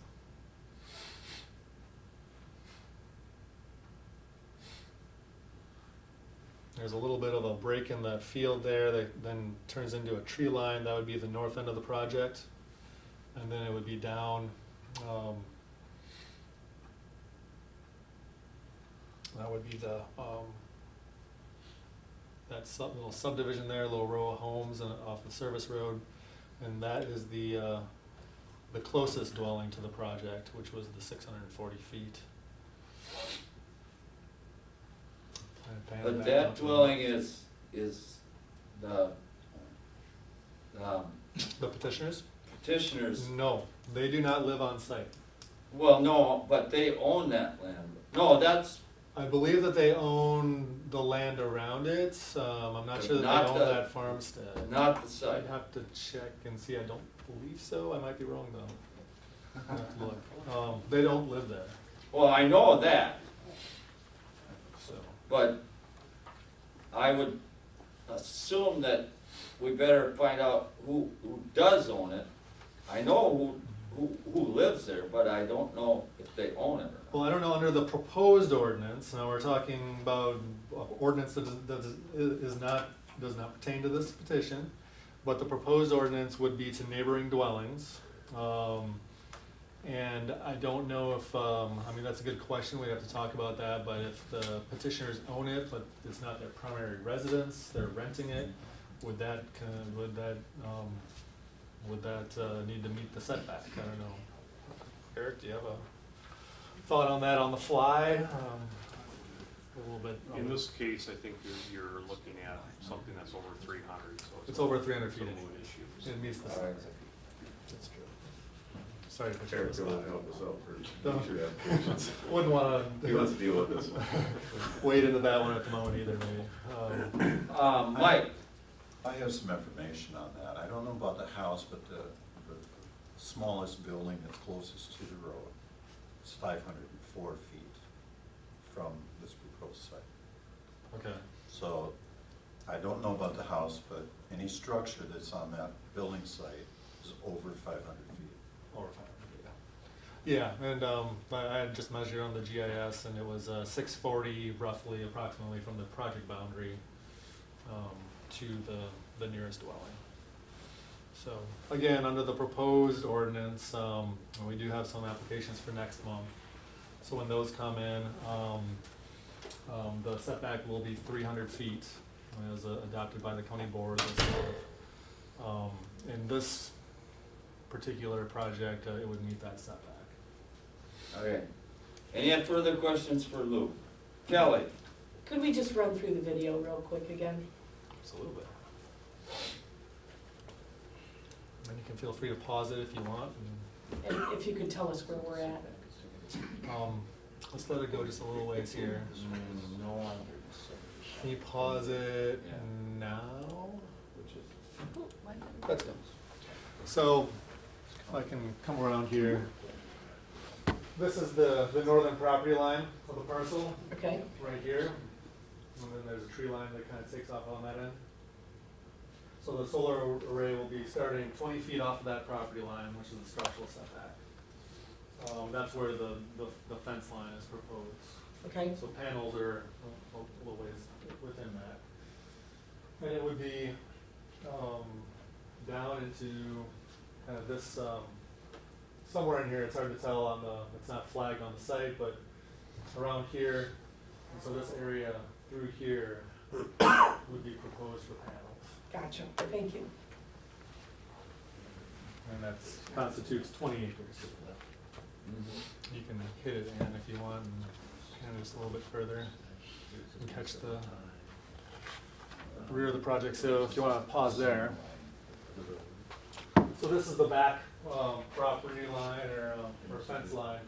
So the project will be coming back 50 feet off of that, which is the structural setback. So about to about here, and then it's back. Approximately. Thank you.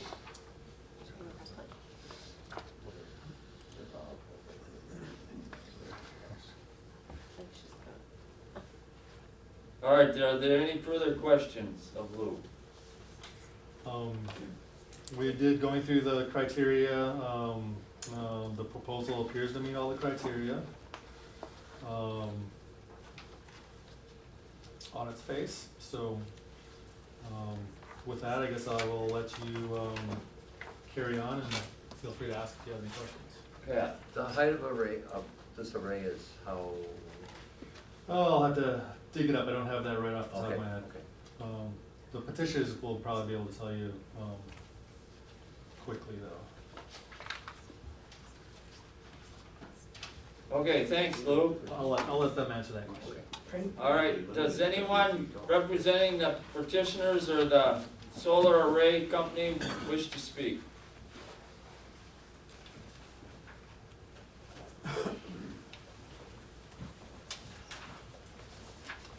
Good evening, thanks for your time tonight.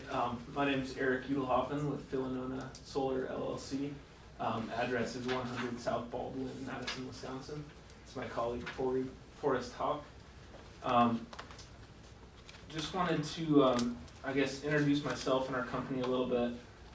We recently, last year, completed a couple of projects, one in Fillmore County, one in St. Charles, in Winona County. That was within the city limits of St. Charles. And also, I've worked on quite a few right across the river in the driftless part of Wisconsin as well. We, through that work, those projects were all through municipal utilities that were members of Dairyland Cooperative. And they're different from the community solar projects here in the state in that they're not subject to a statewide program.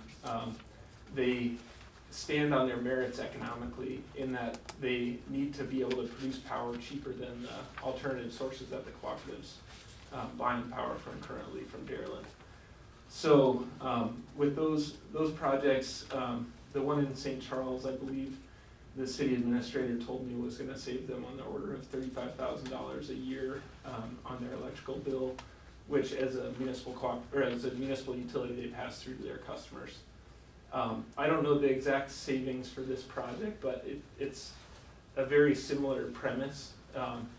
The project, from our standpoint, needs to meet a number of pretty stringent criteria to be able to deliver power at that low rate.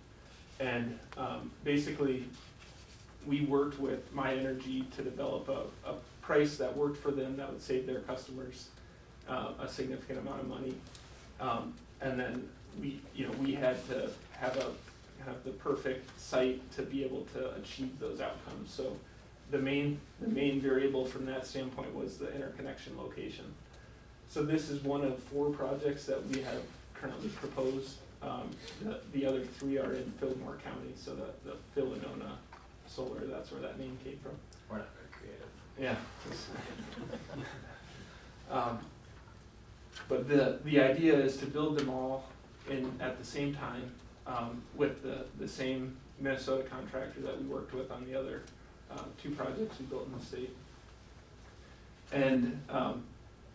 And basically they have to tie into a line that is robust enough to accept that amount of power and is between a load center and where the substation is, so that it's got basically the capacity to be able to incorporate this power. So the line in this case is along County Road 23, buried on the north side of the road. Do you want me to hand out it's on the 11 by 17s, I can hand out a copy to folks. Yeah, I think, did everyone get the site plans in the packet? Okay. Yeah, so what we have proposed with this one is to basically have a very short access road that would be at the same point that the line would be tapped, the existing underground line would be tapped, and then that would feed the solar project. So we're trying to minimize the amount of roadways. We don't have any proposed grading. The installation method for this project would be driven piles. So it's basically steel I-beams driven into the ground with the pile driver, and the racking is built on top of those.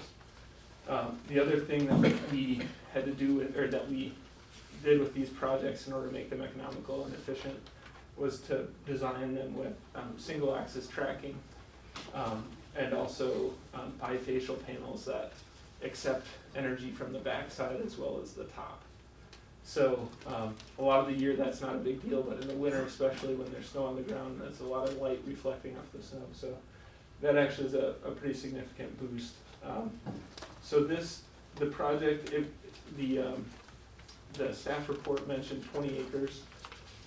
We asked for a 20-acre permit boundary, which basically included a swath along County Road 23 in the event that we had to use the alternative access point, which is in the south portion of the parcel. Our preference would be to use that north access point where there's an existing field access. And then the fenced acreage of the project area is 14.7 acres.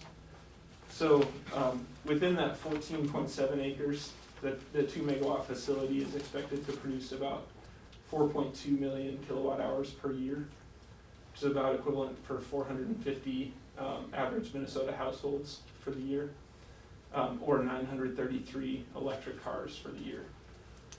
So quite a significant output for that amount of acreage. And the other thing that's different from the community solar gardens is this project, because it's over 1 megawatt, is subject to the generation tax. So at our expected level of output, the expected tax rate would be about $5,000 per year, $4,000 to the county, $1,000 to the township. Couple other things I just want to mention that mean a lot to me about these projects generally. This is about a $3 million investment. As I mentioned, we're working with a local contractor. Their staff are mostly based out of Northfield. These are family supporting jobs that cannot be offshored. There are about 5,000 Minnesotans that work in the solar industry, and that's growing about 10% a year. So just when I go out on these sites and see 50 people working on this project, doing work that they care about, that they think is contributing to the future, that's something that means the world to me. So a couple other things that I just want to mention, kind of in reference to the previous discussion about solar. So the piles are driven with the pile driver at the end of the project life. You can actually, so I've seen last year a surveyor staked the wrong location for a couple posts on one of our sites. They basically took a four-wheel drive, just what they were using to unload panels from a truck, and they basically took a strap on that and were able to lift the pile right out of the ground. I mean, they put it in 12 feet, they're able to pull it out in about the same amount of time it takes to put it in, and they moved it to the new location. The underground wiring, all this copper, has quite a bit of value at the end of the project life. It's all still usable, so we'd go in there and remove that as well. The panels themselves, you can imagine when you're moving this quantity of panels onto a site, a certain number of them get damaged in transit or handling. For those situations where we're building a project and they're damaged panels, we send them back to the manufacturer, and they are able to rework those and use those materials, or a good portion of the materials, and put them into new panels. So the majority of manufacturers have that type of program now for panels that get damaged in transit. Another thing I'd mention is just, in a previous job, I worked I would go out and do maintenance on existing systems.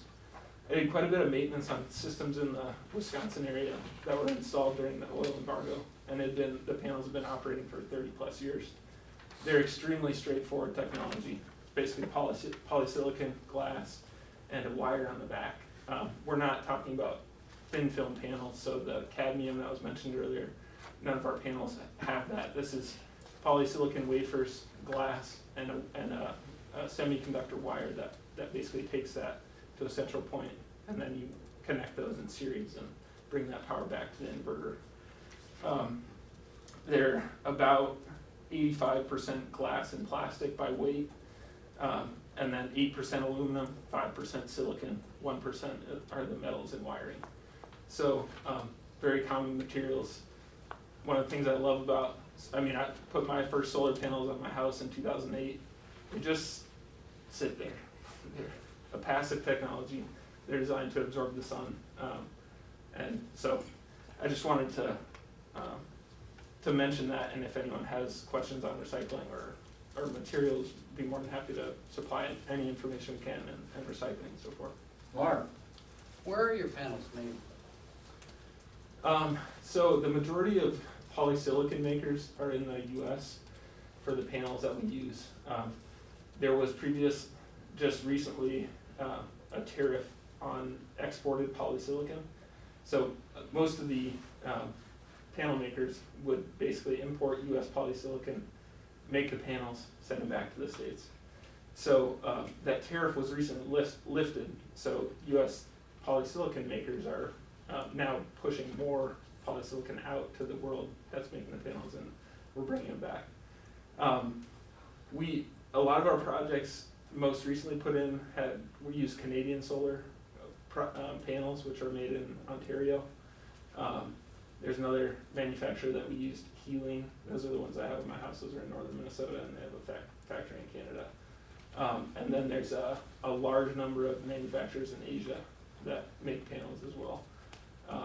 I would say about 95% of the panel manufacturers that are on the tier 1 list that financiers look at when they see is a company bankable are in Asia. And as far as a percentage of what the polysilicon is that goes into those, I'm not sure, but I know it is a lot. It's a big factory in Michigan that makes that polysilicon, so. Pat? Height-wise, when they're trackers, Yes. what's the top height there as far as when they're following and getting them? Yeah, so, the most likely technology that we're gonna use is basically the same look as the St. Charles project. The posts stand about as tall as me if I'm standing up straight. They're about a little over 6 feet tall. The panels are about 7 feet wide, and they go to 66 degrees. So when they're at the highest point in the early morning or late evening, they would be about as high as I can reach, basically. Yeah, so About 8 feet? About 8 feet, yeah. Okay. There is another, so those panels are called one-up trackers, so they go north-south rows, and there's one panel sitting on top of each row. There are also two-up trackers that have fewer posts, and there's 2 panels. So those ones would be taller, but there would be fewer rows. No manufacturers yet have approved that in this part of Minnesota because of the snow loads. So I think that's extremely unlikely. I think we most likely use that one that's about 8 foot tall and 6 foot posts.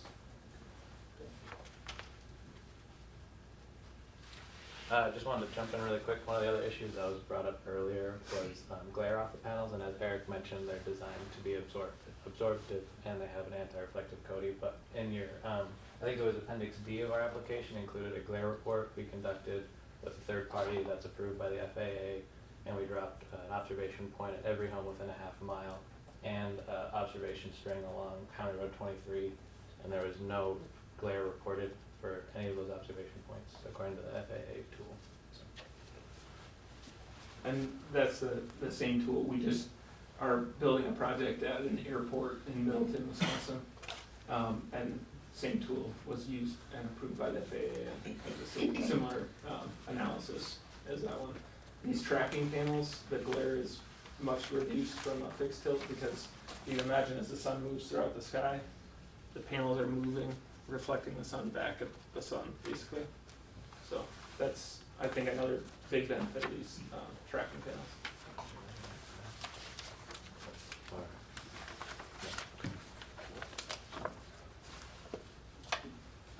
I'll just leave this. That video that was taken was actually, I'll just put a little mark on this site plan so you can kind of get an idea. This site plan was also already included in my application. I don't think we need to resubmit for the record. Okay.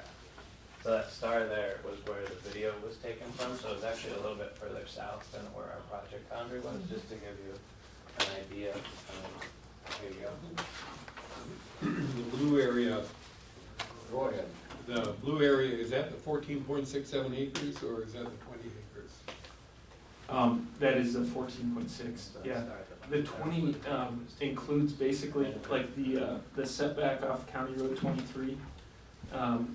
In the southern portion of the site, we included in that 20 acres to basically allow for the road to come in if we needed. Sometimes the county highway folks won't allow us to use a certain one field access, so if we have multiple, it allows us to have some flexibility on the road, so that's why we included that extra permit area. Yeah. But it is within the setback, so we would not be able to put panels in that area. It would just be for the road. Yeah, and just to add off of that, we were speaking with the landowner who actually also farms the parcel to the west of this location. Speaking with him, and we think we spoke with Gail the other night at the township meeting. And so the preference for the northern road would also allow that southern road to continue to provide access to that farming field to the west there. So another reason why our preference would be the northern option. Okay. Any other questions for these two gentlemen? If I may just offer one other item. If Chisago County carried out a property value analysis subsequent to the construction of the solar project in that county. So that's was carried out with, generally accepted methods of this type of study, so I would just, recommend possibly reaching out to them to, I know they make it available to other counties, so, they didn't find any impacts. I'm sorry. Pardon me.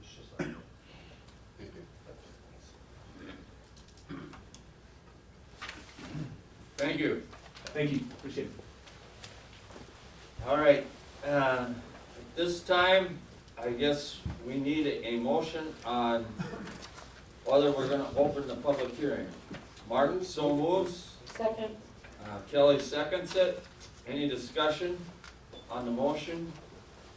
Hearing none.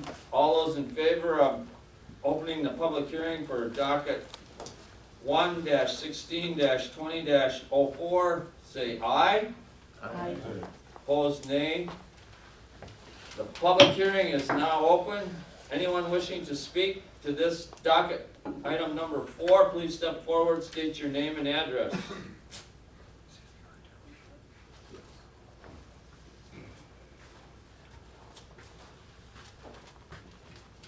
Okay, first of all, am I gonna have to pay extra to be up there twice? State your name and address again, please. Albert Buttenhoff, County Road 23-20997, County Road 23. I'm a landowner in the valley there, close to the proposed site. My thoughts and ideas are the same on this site as they were the other one, even though the proximity of this one is much closer, I guess, to my property. And it borders on the corner of, I can show you here. Be right down here. We're not touching it, there's about a 40-foot barrier in between the corners of the property there. But, yes, as, just like the other proposal, like I say, I've got similar ideas as far as the general appearance of things. I lived in the valley for 60 years, and if you took a look at the other photo that was presented here, the actual picture of the landscape, you can see that it's a very pristine area, untouched with developing, not a lot of obstacles in the area. And a lot of people, not only in that valley, appreciate that, but in the existing area around there. And I'm hoping we can maintain it that way, whether it's solar farms or housing developments. And I think one of the gentlemen mentioned here that, in the other application there, that if a housing development was there, it would probably maybe be approved. Well, I totally disagree with that, because there'll probably be just as many people that would object to that as a solar farm of this magnitude. And I guess another thought that I have is actually we've got millions of acres of rooftops in this world. And be they commercial, residential, those could highly be used to gather the sun's rays rather than eating up a bunch of farmland that's going to be, you can't make any more dirt, like they say. So in years to come, we're going to need a lot of this farmland, and especially prime farmland. You're looking at real prime farmland here, even more prime than maybe the other site that you looked at earlier, and very highly productive land.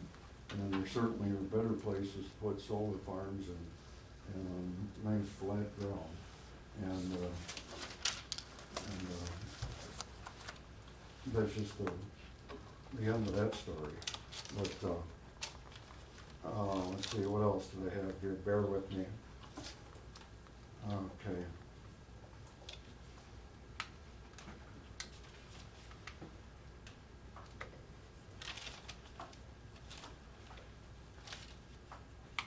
covered most of the things without looking at my notes, actually. But, with that in mind, I guess I would suggest that, the proposal, be denied. And, I think, after reviewing what a lot of you people discussed, I think there's a lot of apprehension to, solar in general, a lot of things we don't know about, and to go ahead and approve a lot of these things without, more information is, would be irresponsible, I think. Thank you.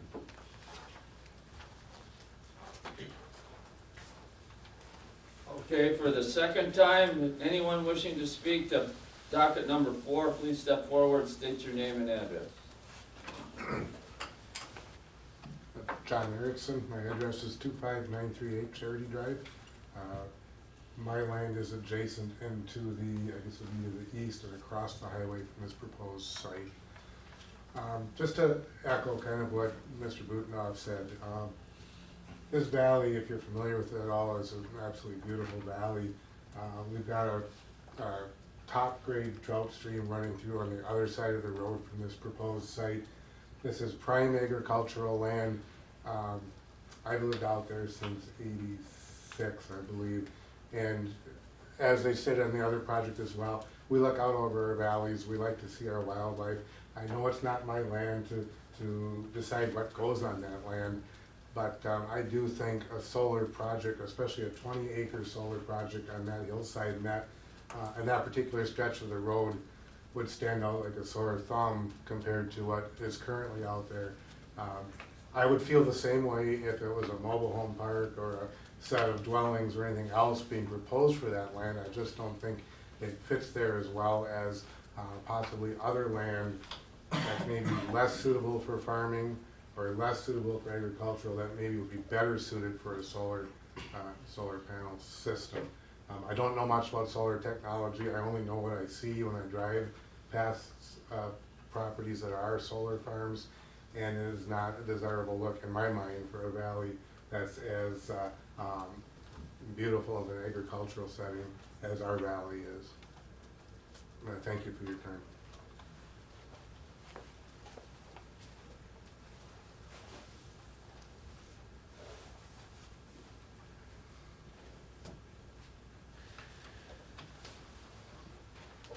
Good evening. I'm Philip Butenhoff. I live at 8020 County Road 23. My property is not adjacent to this property, but within visual sight. I agree with what Mr. Erickson said, as well as my dad, Albert. One of my main concerns is the visual of it as well. I've lived there for the majority of my 33 years, and the reason that life brought me back to Winona County was because I wanted to live out where I grew up because of the beauty that it has, which this would take away. It's right out my front window. I see in the proposed drawing they have a vegetation screen along 23, which may block it in years to come from people passing by on the highway. But what about the people that live there? There's no vegetation screen proposed on the north side, on the west side, or the south side, which is a concern to me. The adjacent landowners are moreover people that are concerned about the view. I mean, people driving by are gonna have to look at it every day too, but living there, it'd be nice to see at least a screen proposed that takes into consideration the other properties around instead of just the people passing by on the highway. And yeah, I guess I would just hope that it doesn't pass as well here tonight. And thank you for your time. Okay, go ahead. I'm Ken Stoltz. I live at 20809 Walnut Road. My property is just west of where the proposed site is. When we bought the land, of course, we bought it for our retirement place, for our kids and grandkids, and we've been building up the area for hunting, so when the kids and grandkids go hunting, we got a place to hunt, and I guess my concern would be when it's doing the following the sun thing, where the reflection is gonna be. I know it doesn't reflect much, but, you know, are we gonna have to hunt with sunglasses on up there, or, you know, how that is. And then another thing I guess I'd be a little concerned about, I guess, like you said, you can't see into the future, but in the past, you know how many floods have been down in Stockton Valley. And, you know, I don't know if that would affect them or them things or not, but that's something that you might wanna think about. And then too, when it tilts, is there motors running them, or do they make noise? Is it a constant hum we're gonna hear, or? I mean, cause I only heard about this when I got the letter. I didn't even know they were putting one down there, so. And that's probably my fault anyway, but anyway, that's what I wanted to say. Thank you. Okay, go ahead. Good evening, appreciate the time to speak here. I'm with My Energy, we're the distribution utility. State your name and address. Sorry. Ken Wickham, Pine Street, 1557 Chatfield, Minnesota, 55923. Thank you. Thank you. And I'm representing from My Energy, and I just want to kind of give you guys a little bit of an overview of this project. I know a lot of the ones that you guys have seen have been through Excel. We're actually a distribution company, and Dairyland, our wholesale provider, they've recently created a policy where we're actually able to own or purchase through a PPA up to 10% of our peak load, which for us happens to be about 10 megawatts. So what we did is we kind of reached out to a couple, One Energy has built a couple projects on our system, so we reached out to them and we looked at 4 different locations. And these locations we kind of specifically chose by the substation, the capacity for it. And then we kind of reached out to landowners and went out through the 3-phase line and kind of talked to each member to see who was interested, and then we kind of just followed the 3-phase line and kind of did our due diligence there. So this isn't just, we didn't just throw a pin at a map to kind of put it out here. This was kind of an ideal location for our system operation. We couldn't, I think we were about 2 miles away from our substation, our Stockton sub. I think the max we could have went is 2.5 miles away there, which by then we would have been closer to almost in the city of Stockton. But just in general there, and we have put in so far for residential solar, which are smaller, under 40 kW systems. System-wide now, we've actually have over 500 this year, and that's our Minnesota and our Iowa territory. And actually in Iowa, then it's actually 1/3 of all the solar systems in Iowa state. And actually for Minnesota here, for distribution utility, we actually have the most smaller under 40 kW net metering systems as well. So I just kind of want to touch on a couple things too here. After 25 years, that's how long our lease, our PPA is with One Energy. After that, the land is returned to farmland. So I know a lot of it's been kind of compared to housing developments. The housing developments are going to be permanent there, where this will be there for 25 years and then removed. And then also the soil and ground level here is flat, so we won't have there won't be any grading done to it. So there won't be any digging up of the farmland at all. So I just kind of want to emphasize that. Do you guys have any questions, I guess, for the utility side here? Vince? When you were at Tri-County, they used to stop at my house all the time about anything going on around. Has that changed? I always knew if something was gonna happen when you guys took over and were gonna bury lines. I had 2 visits from people, they explained exactly where they're gonna cut through, what neighbors would affect, et cetera, and talked to me about an easement for another neighbor. Now, this project here, some of the neighbors didn't know about it beforehand. I'm just wondering, So kinda, I guess, just to talk about that, I mean, when we rebuilt that line, I guess any line, when we rebuild it, then we're required to actually get a land easement from every member if it's on their property, whereas this, you know, we did talk, I reached out to a lot of members looking for location wise, and some of the members here tonight as well, but I guess specifically after we chose a site, I guess we didn't reach out to everyone on that. We have had in our newsletter that we're putting in some systems, and we've had made it public, but as far as going out and talking to the members. I'm not saying you're keeping it secret, I don't misunderstand me. Yeah. I just No, think it would save a step if a lot of the negotiation and easy things that could be compromised were done beforehand. Yep. Just a suggestion. Maybe. I agree. Anything else? Thank you. Thank you, appreciate it. Okay, for the third and final time, anyone wishing to speak to docket 1-16-20-04, please step forward and state your name and address.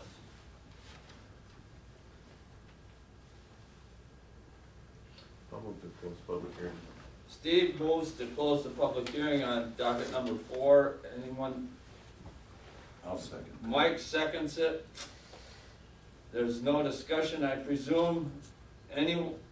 All those in favor of closing the public hearing for 1-16-20-04, please say aye. Aye. Opposed, nay.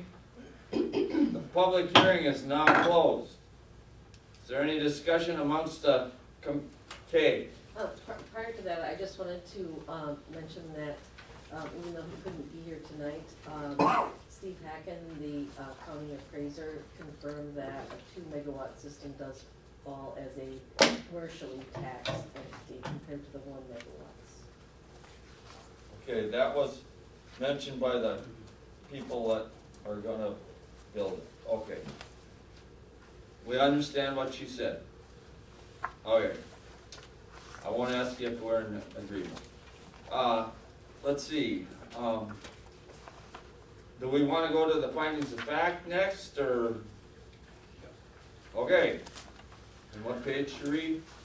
Well, mine is 203. 207. 207. Well, we're getting to the end of this lengthy novel. Can I ask a question? Sure. It's a question for Lou, and that has to do with the water, the hydraulic. The other one, they You did a had called hydraulic. earlier. And, yeah, I called the other day. And this one they didn't, and I see this one's closer to a creek, and it seems flatter and more like there's wetter soils here than at the other site, and yet they didn't do one, and I was This just, could did be, you get an answer to that? Yeah, Eric can chime in here. He deals more with our wetland review, Wetland Conservation Act review, and some of those projects. But I believe it's because Excel and with their program, they require that. I don't believe, since this isn't a part of that program, it's not on their line, that it's required. So it's not something that we require, it's something that they've been offering, and as you pointed out, a lot of those, we were kind of surprised at first because there were sites up on, County Road 1 that were, dry, no wetlands anywhere close, there was not wetland. And we were getting wetland delineations, and so I think it was just a requirement of their program. Eric, is that your understanding as well? It's correct. I think if there's state and federal funding, it's a mandate that they do go through and basically obtain a no-loss decision from the LGU. If there's hydric features, hydric soils, intermittent streams, areas with then yes, I mean, we can demand that as LGU too, that a wetland delineation be done on the site. this site does not have any hydric soils, indicated on the soil surveys, and wouldn't necessarily be a concern, so. All right, thank you. As long as Lou's, I figure I got one more question. So what percentage of the site is prime soils? 100% of the project is class 1 and 2 soils that would be considered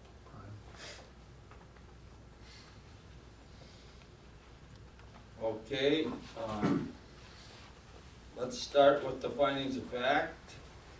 Number 1, number 2, number 3.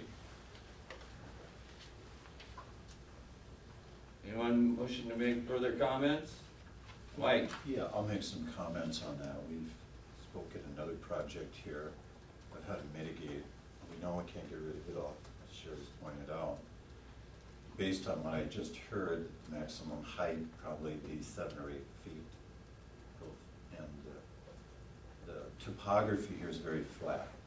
You don't have the big hill or anything like that. Looking at the site plan, again, with the setbacks and so forth, I believe this would fall into any of our new ordinances as well. It meets that, is that correct, Lou? Yep. So we don't have to worry about last year, this year, up, down, or whatever. It would, I do like the fact that our closest home is 640 feet instead of 150 or 200. Again, I don't know if there is a perfect site for anything, really. That valley does have a lot of utilities and so forth. But I do like the fact that at least they've suggested and made a very good attempt to be aware of the cosmetics and the view, and have already proposed some type of landscape barrier plans to deal with that issue. But again, I know it's not 100%. So my comments are just kind of looking at this individually and saying that some of the difficulty with dealing with the visual part here seems a little bit easier, and not to cure, but to at least try to mitigate. So that's my thoughts on that issue, which is number 3 that you asked me about. Okay. Number 4. Number 5. Number 6. Mr. Chairman, maybe this would fall under the 6th. We've had a number of discussions over the time I've been on this commission about using prime soils for projects, not solely like this, but others. And I know it's been a concern for those of you that do that for a living, and that's a concern that I have on this one, and dovetailed with the concerns that were expressed by the speakers. We're taking 20 acres of class 1, the class 1, 1 and 2, okay. The soil's out of production, even though it's sort of not for eternity, for perpetuity. So anyway, I just want to make a comment about that. Issue that I have. Mark? I wouldn't be able to sleep tonight if I didn't mention the same thing. Yeah. Because Well, don't take too long then, because you may not get a chance to sleep tonight. No, I mean, you have to realize solar panels have to go somewhere, but yes, on prime, the best, some of the best, we don't have a whole lot of prime soil in this county. But that's all. Kelly? I do agree that, preserving ag land is one of the tenets of our comprehensive land use plan, but I think it's important also to remember that with solar, a solar garden as a land use, as opposed to many other land uses, the soil is not destroyed. In fact, depending on what they do with their plantings, it can be enhanced.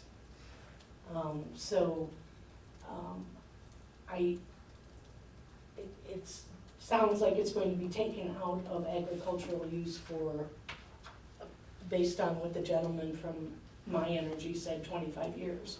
So that's the length of their lease. But it will be able to put back into agricultural use after that time. So it's less of a concern than some other types of uses. Any further comment? All right, number 7. Number 8, I think that's just the semantics problem, so it is in red, but that's what it is. And only half of it's in red, so it's still considered met. Okay. All right, that's the findings of fact. But it's a condition, are they applying for an IUP or? No, they're not, it requires both parts to be read in order for it to be an IUP, but it's a temporary use, but it's not, doesn't have an identifiable date for termination, therefore it wouldn't be for an IUP. That's what we've done on all the past ones.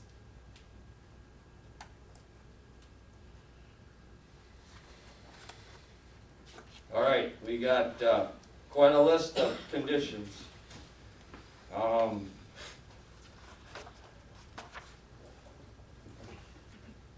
Which one do you want, is there any one you want to start with, or do I just read them all?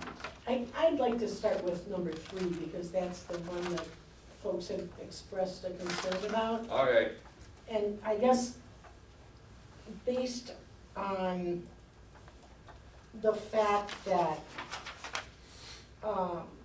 there's an acknowledgement by staff that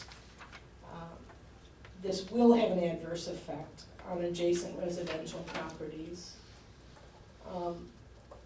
I wonder if we couldn't consider modifying it to include that southern boundary as well. If we could get the map up there again.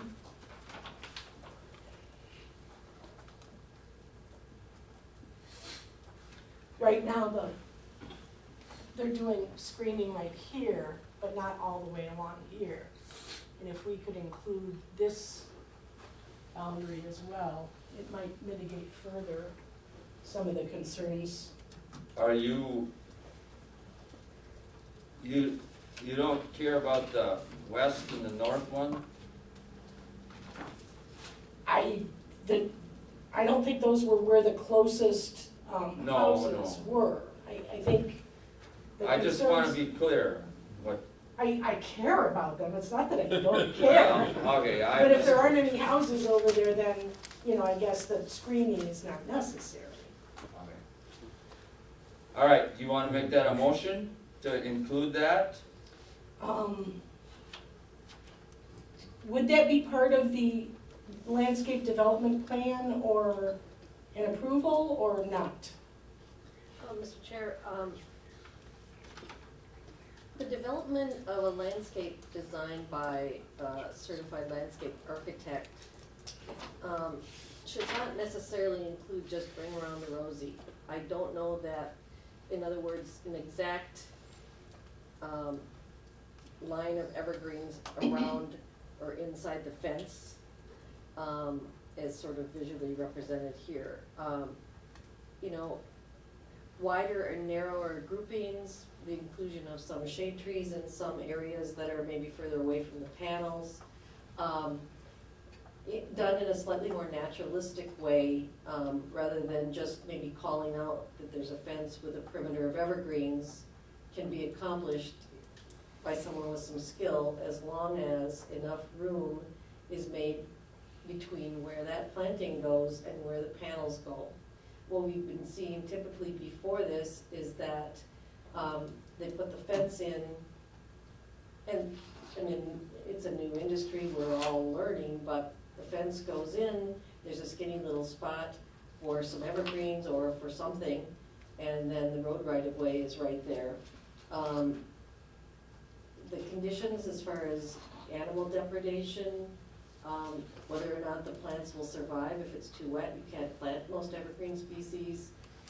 If a grouping of shade trees could help from coming down the hill from the north, or from, rather the upper view, from this slide, all our components that could be included in the plan. Not to get carried away, this is a commercial producing facility, but, it can be done, slightly more easily on this site. But again, you're not gonna have perfection, but how a plan is designed can help mitigate things, somewhat. Okay, I guess in order to, I think what we would want though is, from the planning commission, if you want screening on the north side, you should indicate that, as opposed to right now, what's proposed is just along County Road 23 and around the corner. So if you don't indicate exactly where you want the screening, the landscape plan, like Kay was talking about, would get into the specifics of the plants and how they're planted in those areas.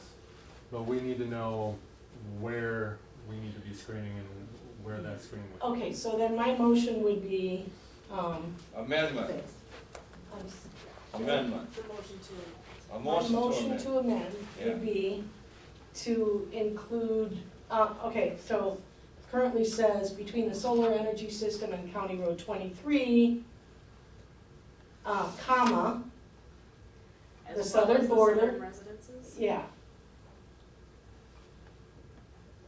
Okay, is there a second to that? That's second. Sheree seconds it. Any further discussion? Mike? Well, on the southern side, the owner that's on the application owns 681 feet to the nearest neighbor. So I'm thinking of the owner saying, well, I'm leasing you this property and now you want to create a visual effect near my property where I don't know if he has any concern about it or not. And when we're dealing, I think it was 681 feet, I tried to read it. From the first solar panel to the edge of Mr. Jacobs. Point of order, Sure. there has to be a second. There was a Was second. there? Yeah, Sheree seconded. Sheree Yeah, seconded. sorry about that, I didn't have that in my notes. So my concern is, here, I've driven by the site plan, I'm familiar with it, and I know we talked about the height of the panels, and I read where there's gonna be a wildlife fence. I'm gonna speculate that it's probably about 7 feet high. And probably there'd be corn planted in the field right next to it at various times as it's rotated. And I think it's just hard for us to, it's hard for me to say we need a perimeter vegetation barrier around this, whether it be south, north, or along that other field. I guess that would be west, right? I don't know, I think we're, in my opinion, we're kinda including in number 3 here that before it gets its development certificate, that somehow our department will sit down and go through these things. And I understand if it's not here, they probably won't do that. And another note, I know that they're planning on vegetation that will fit and probably wildlife, things of that nature, flowers and stuff. But I'm not sure we need a perimeter vegetation barrier around this entire project. Well, the amendment is just for on the On southern. the south, which borders that would be in the middle of the landowner's property, Yeah, but it would be in the leased area. in the leased area for 25 years. But what type of barrier are we thinking? We haven't been specific. Mark? I'm torn here because I like screening, but it's a long ways to the house.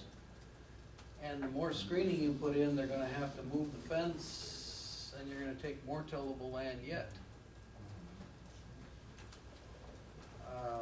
So I would definitely not want it on the north side, and definitely probably not on the west side, and I'm not sure, seeing the distance, if it would be that advantageous on the south side or not. But I know the more, when you start adding them things, now you're adding more acres yet. You know, you're taking more tillable land away. that's not a lot of acreage, I don't believe, but, you know, I mean, We that's, can vote on that's, it, the- that's that's fine. right, that's the give and take though, but when I look at it, you know, I mean, it's sad, we're taking all this good tillable land, but that's one way I'm looking at it. I guess, Just a quick question, who owns or who lives in the house straight south? Here, Okay. Kelly, my primary objective for making that motion was to try to address the concerns of the constituents that spoke up. So, I mean, we, excuse Okay. me, we do have to weigh, you know, prime soil, neighbor's view, you know, so. all right, Steve, Yeah, so I'm gonna support the motion, and as I look at the road running here, if you're driving northbound, you got a good eye view of it, or if you're driving southbound, we're putting screening on that side for people coming this way, we're not really putting screening. I mean, how did we determine that this border needed it and that border didn't? I can maybe see why we were not seeing on the north and the west side, but it's a little bit more to request of the applicant, but I'll support putting screening on the south side.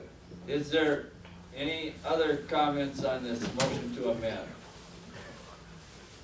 Hearing none, all those in favor of the motion to amend, Stephanie, can you read it?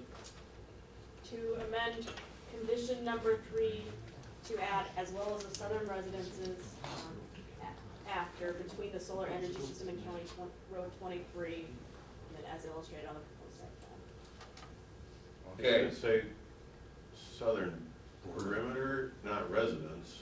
We're not Between the solar energy system and County Road 23. the southern and border, not the southern residence. Between the It was solar residence- energy system and the southern residences. So that would be the whole south side, right? The motion was. Yeah, the intention is to screen from the residences, correct? Correct. Just like the screening on the other side is to screen from the Well, road, that's why the road. my idea would be to screen from the people driving the road too, not just the residents. Well, yeah, but that would be included then, right? I would assume that screening that would protect the residences would also protect the road. To me, it seems, both sides of the road there. to me, it seems most fair to just say the southern border than to say who we're trying to screen from. Well, the motion was for as well as the southern residences, so you can always discuss amending that or. Okay, do you wanna amend it? I don't really think we need to, because if you're coming up here and you're screening for this residence, see what I mean? That will cover it. If you're driving this way up here and you're screening between this residence and the solar array, then whatever works, I think will do it for me. It feels to me like it could become a moving target for who's ever deciding how the screening gets put in there. If we just say we want the southern border to have screening, then then we're not trying to decide whether it's from this or this or this or someone over here, or which southern residence, or which, if we want the border screened, to me, I feel like we should say we want the southern border screened. Do you move to amend the original motion then? Sure, I'll move to amend. Is there a second to I'll that? second that. Mike seconds it. All right, now we gotta have a discussion on the amendment. Does this read now? So the whole criteria would read, applicants shall submit a landscape plan in accordance with chapter 9.1.5 C of the Winona County zoning ordinance that includes vegetative screening between the solar energy system and County Road 23, as well as the southern border, as illustrated on the proposed site plan. Approval of any proposed landscape plantings is needed prior to issuance of the development certificate. Thank you. All right, so now we have to vote on the amendment first, right? Correct. All right, Kelly, If I could just bring up a little bit of an issue, if it reads that way, it is not illustrated as such on the proposed site plan. So we would have to delete that in addition to what you just said. But we do want what's illustrated on this proposed site plan, we want that covered, plus we want want that the plus southern the southern border. border. When I listened to it, that's the way I heard it, because I was concerned that the eastern border wasn't gonna be on there. So after proposed, So shift the, as well as the Yeah. southern border to Yeah. after as illustrated on the Yep. proposed site plan? Okay, so now we're all clear. Good. So we can vote on the amendment. All right, all those in favor of the before read amendment, say aye. aye. Opposed, nay. The amendment to the motion, original motion passes. Now we can vote on the amended motion. All those in favor of the amended motion as we just read, say aye. Aye. Opposed, nay. Okay, this passed. Let's go on to, 4, 5, 6, 7, 8, 9, 10, 11, 12, 13. Mark, which one? I don't even wanna say, a long time ago. Just a comment and under number 4. Okay, I would like to see something to make sure, and I understand it's already law, so maybe, but I wanna make sure there's no noxious weeds growing in these places. Because the last few of them have said they're not spraying anything and, you know, and to make sure that, and isn't that already county law, so do we have to say anything? Or is there something we should put in there to make sure that these people know that they cannot allow noxious weeds to grow? Shree. It does say, to be maintained to be free of invasive species. Right. Is that, But that's not the same No. as noxious weeds. I think that's a county law. I think, Yeah, but a lot of weeds are not invasive species. Majority of weeds are not Yeah, invasive species. Yeah. We don't want weeds whether they're invasive or not. Okay, Mr. Chair, and planning commission members, so, the company needs to also submit a landscape maintenance plan. And, there are many good examples of year 3, for instance, the Board of Water and Soil Resources, the DNR, they have solar pollinator mixes of various heights available, but they also have a year 3 checklist of what it should look like, including not just the lack of invasive species, but if there's a lack of cover in just general weeds, whether they're native or introduced weeds, that does not make a successful permanent cover, ground cover, which they are required to do.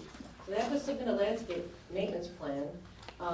They can also hire companies that install pollinator plantings underneath the arrays as well as in the grow areas and maintain them. And both the Soil and Water Conservation District and staff have the ability, because you've said in these plans that we can go and inspect. Daryl Buck from the Soil and Water Conservation District is happy to join us because he's an expert in plants that are of the type that would be appropriate here. So absolutely, a landscape maintenance plan has to be a component of this. Otherwise, you are gonna get weeds, whether they're invasive species or friendly general native weeds. You will not get what you wanted here. And so it's our responsibility, if you say you want this, to try to make sure it happens within the confines of the staff that we have and working with the SWC. I understand. The question I had was on noxious weeds. Thistles and, I don't know, I have a whole book in my pickup of noxious weeds that you're supposed to, and I think that's already the law that you're supposed to maintain them. But the only question I asked was, do we need to put it in number 4 so that the people that are not from this area that are taking care of these projects actually know that they need to control noxious weeds? Steve. So I agree with Mark, and I'm gonna make a motion to, on number 4, where it says subsequently maintained to be free of invasive species, I think we should add in there subsequently maintained to be free of noxious weeds and invasive species. Works. Because otherwise, we're just giving a second. Pat seconds it. Any discussion? Hearing none. All those in favor of amending number 4 to include noxious weeds, say aye. Aye. Opposed, nay. Staff, make sure that the next time this comes up, we get it in that one, so we don't have to do this. I just was gonna volunteer, Mr. Chair, to get that on there every time. So Kelly? I'm sure staff will do I'd that. like to make a motion that we adopt the findings of fact and recommend the petition for approval with the conditions as amended. Now, Stephanie, did we legally, That would Get be a by. correct statement of the motion. okay, but we don't have to go through the rest of these? You don't have to go through them, no. All right, all right. I second it. All right, Vince seconds it. Hopefully there's no discussion. All those in favor of recommending 1-16-20-04 be recommended for approval with the findings of fact and the amended conditions for use, say aye. Aye. Opposed, nay. Nay. Okay, the recommendation is approved, or, yeah. And, everybody involved knows what the next step is. Okay, let's get back to our agenda here. Where the, we'll do that go.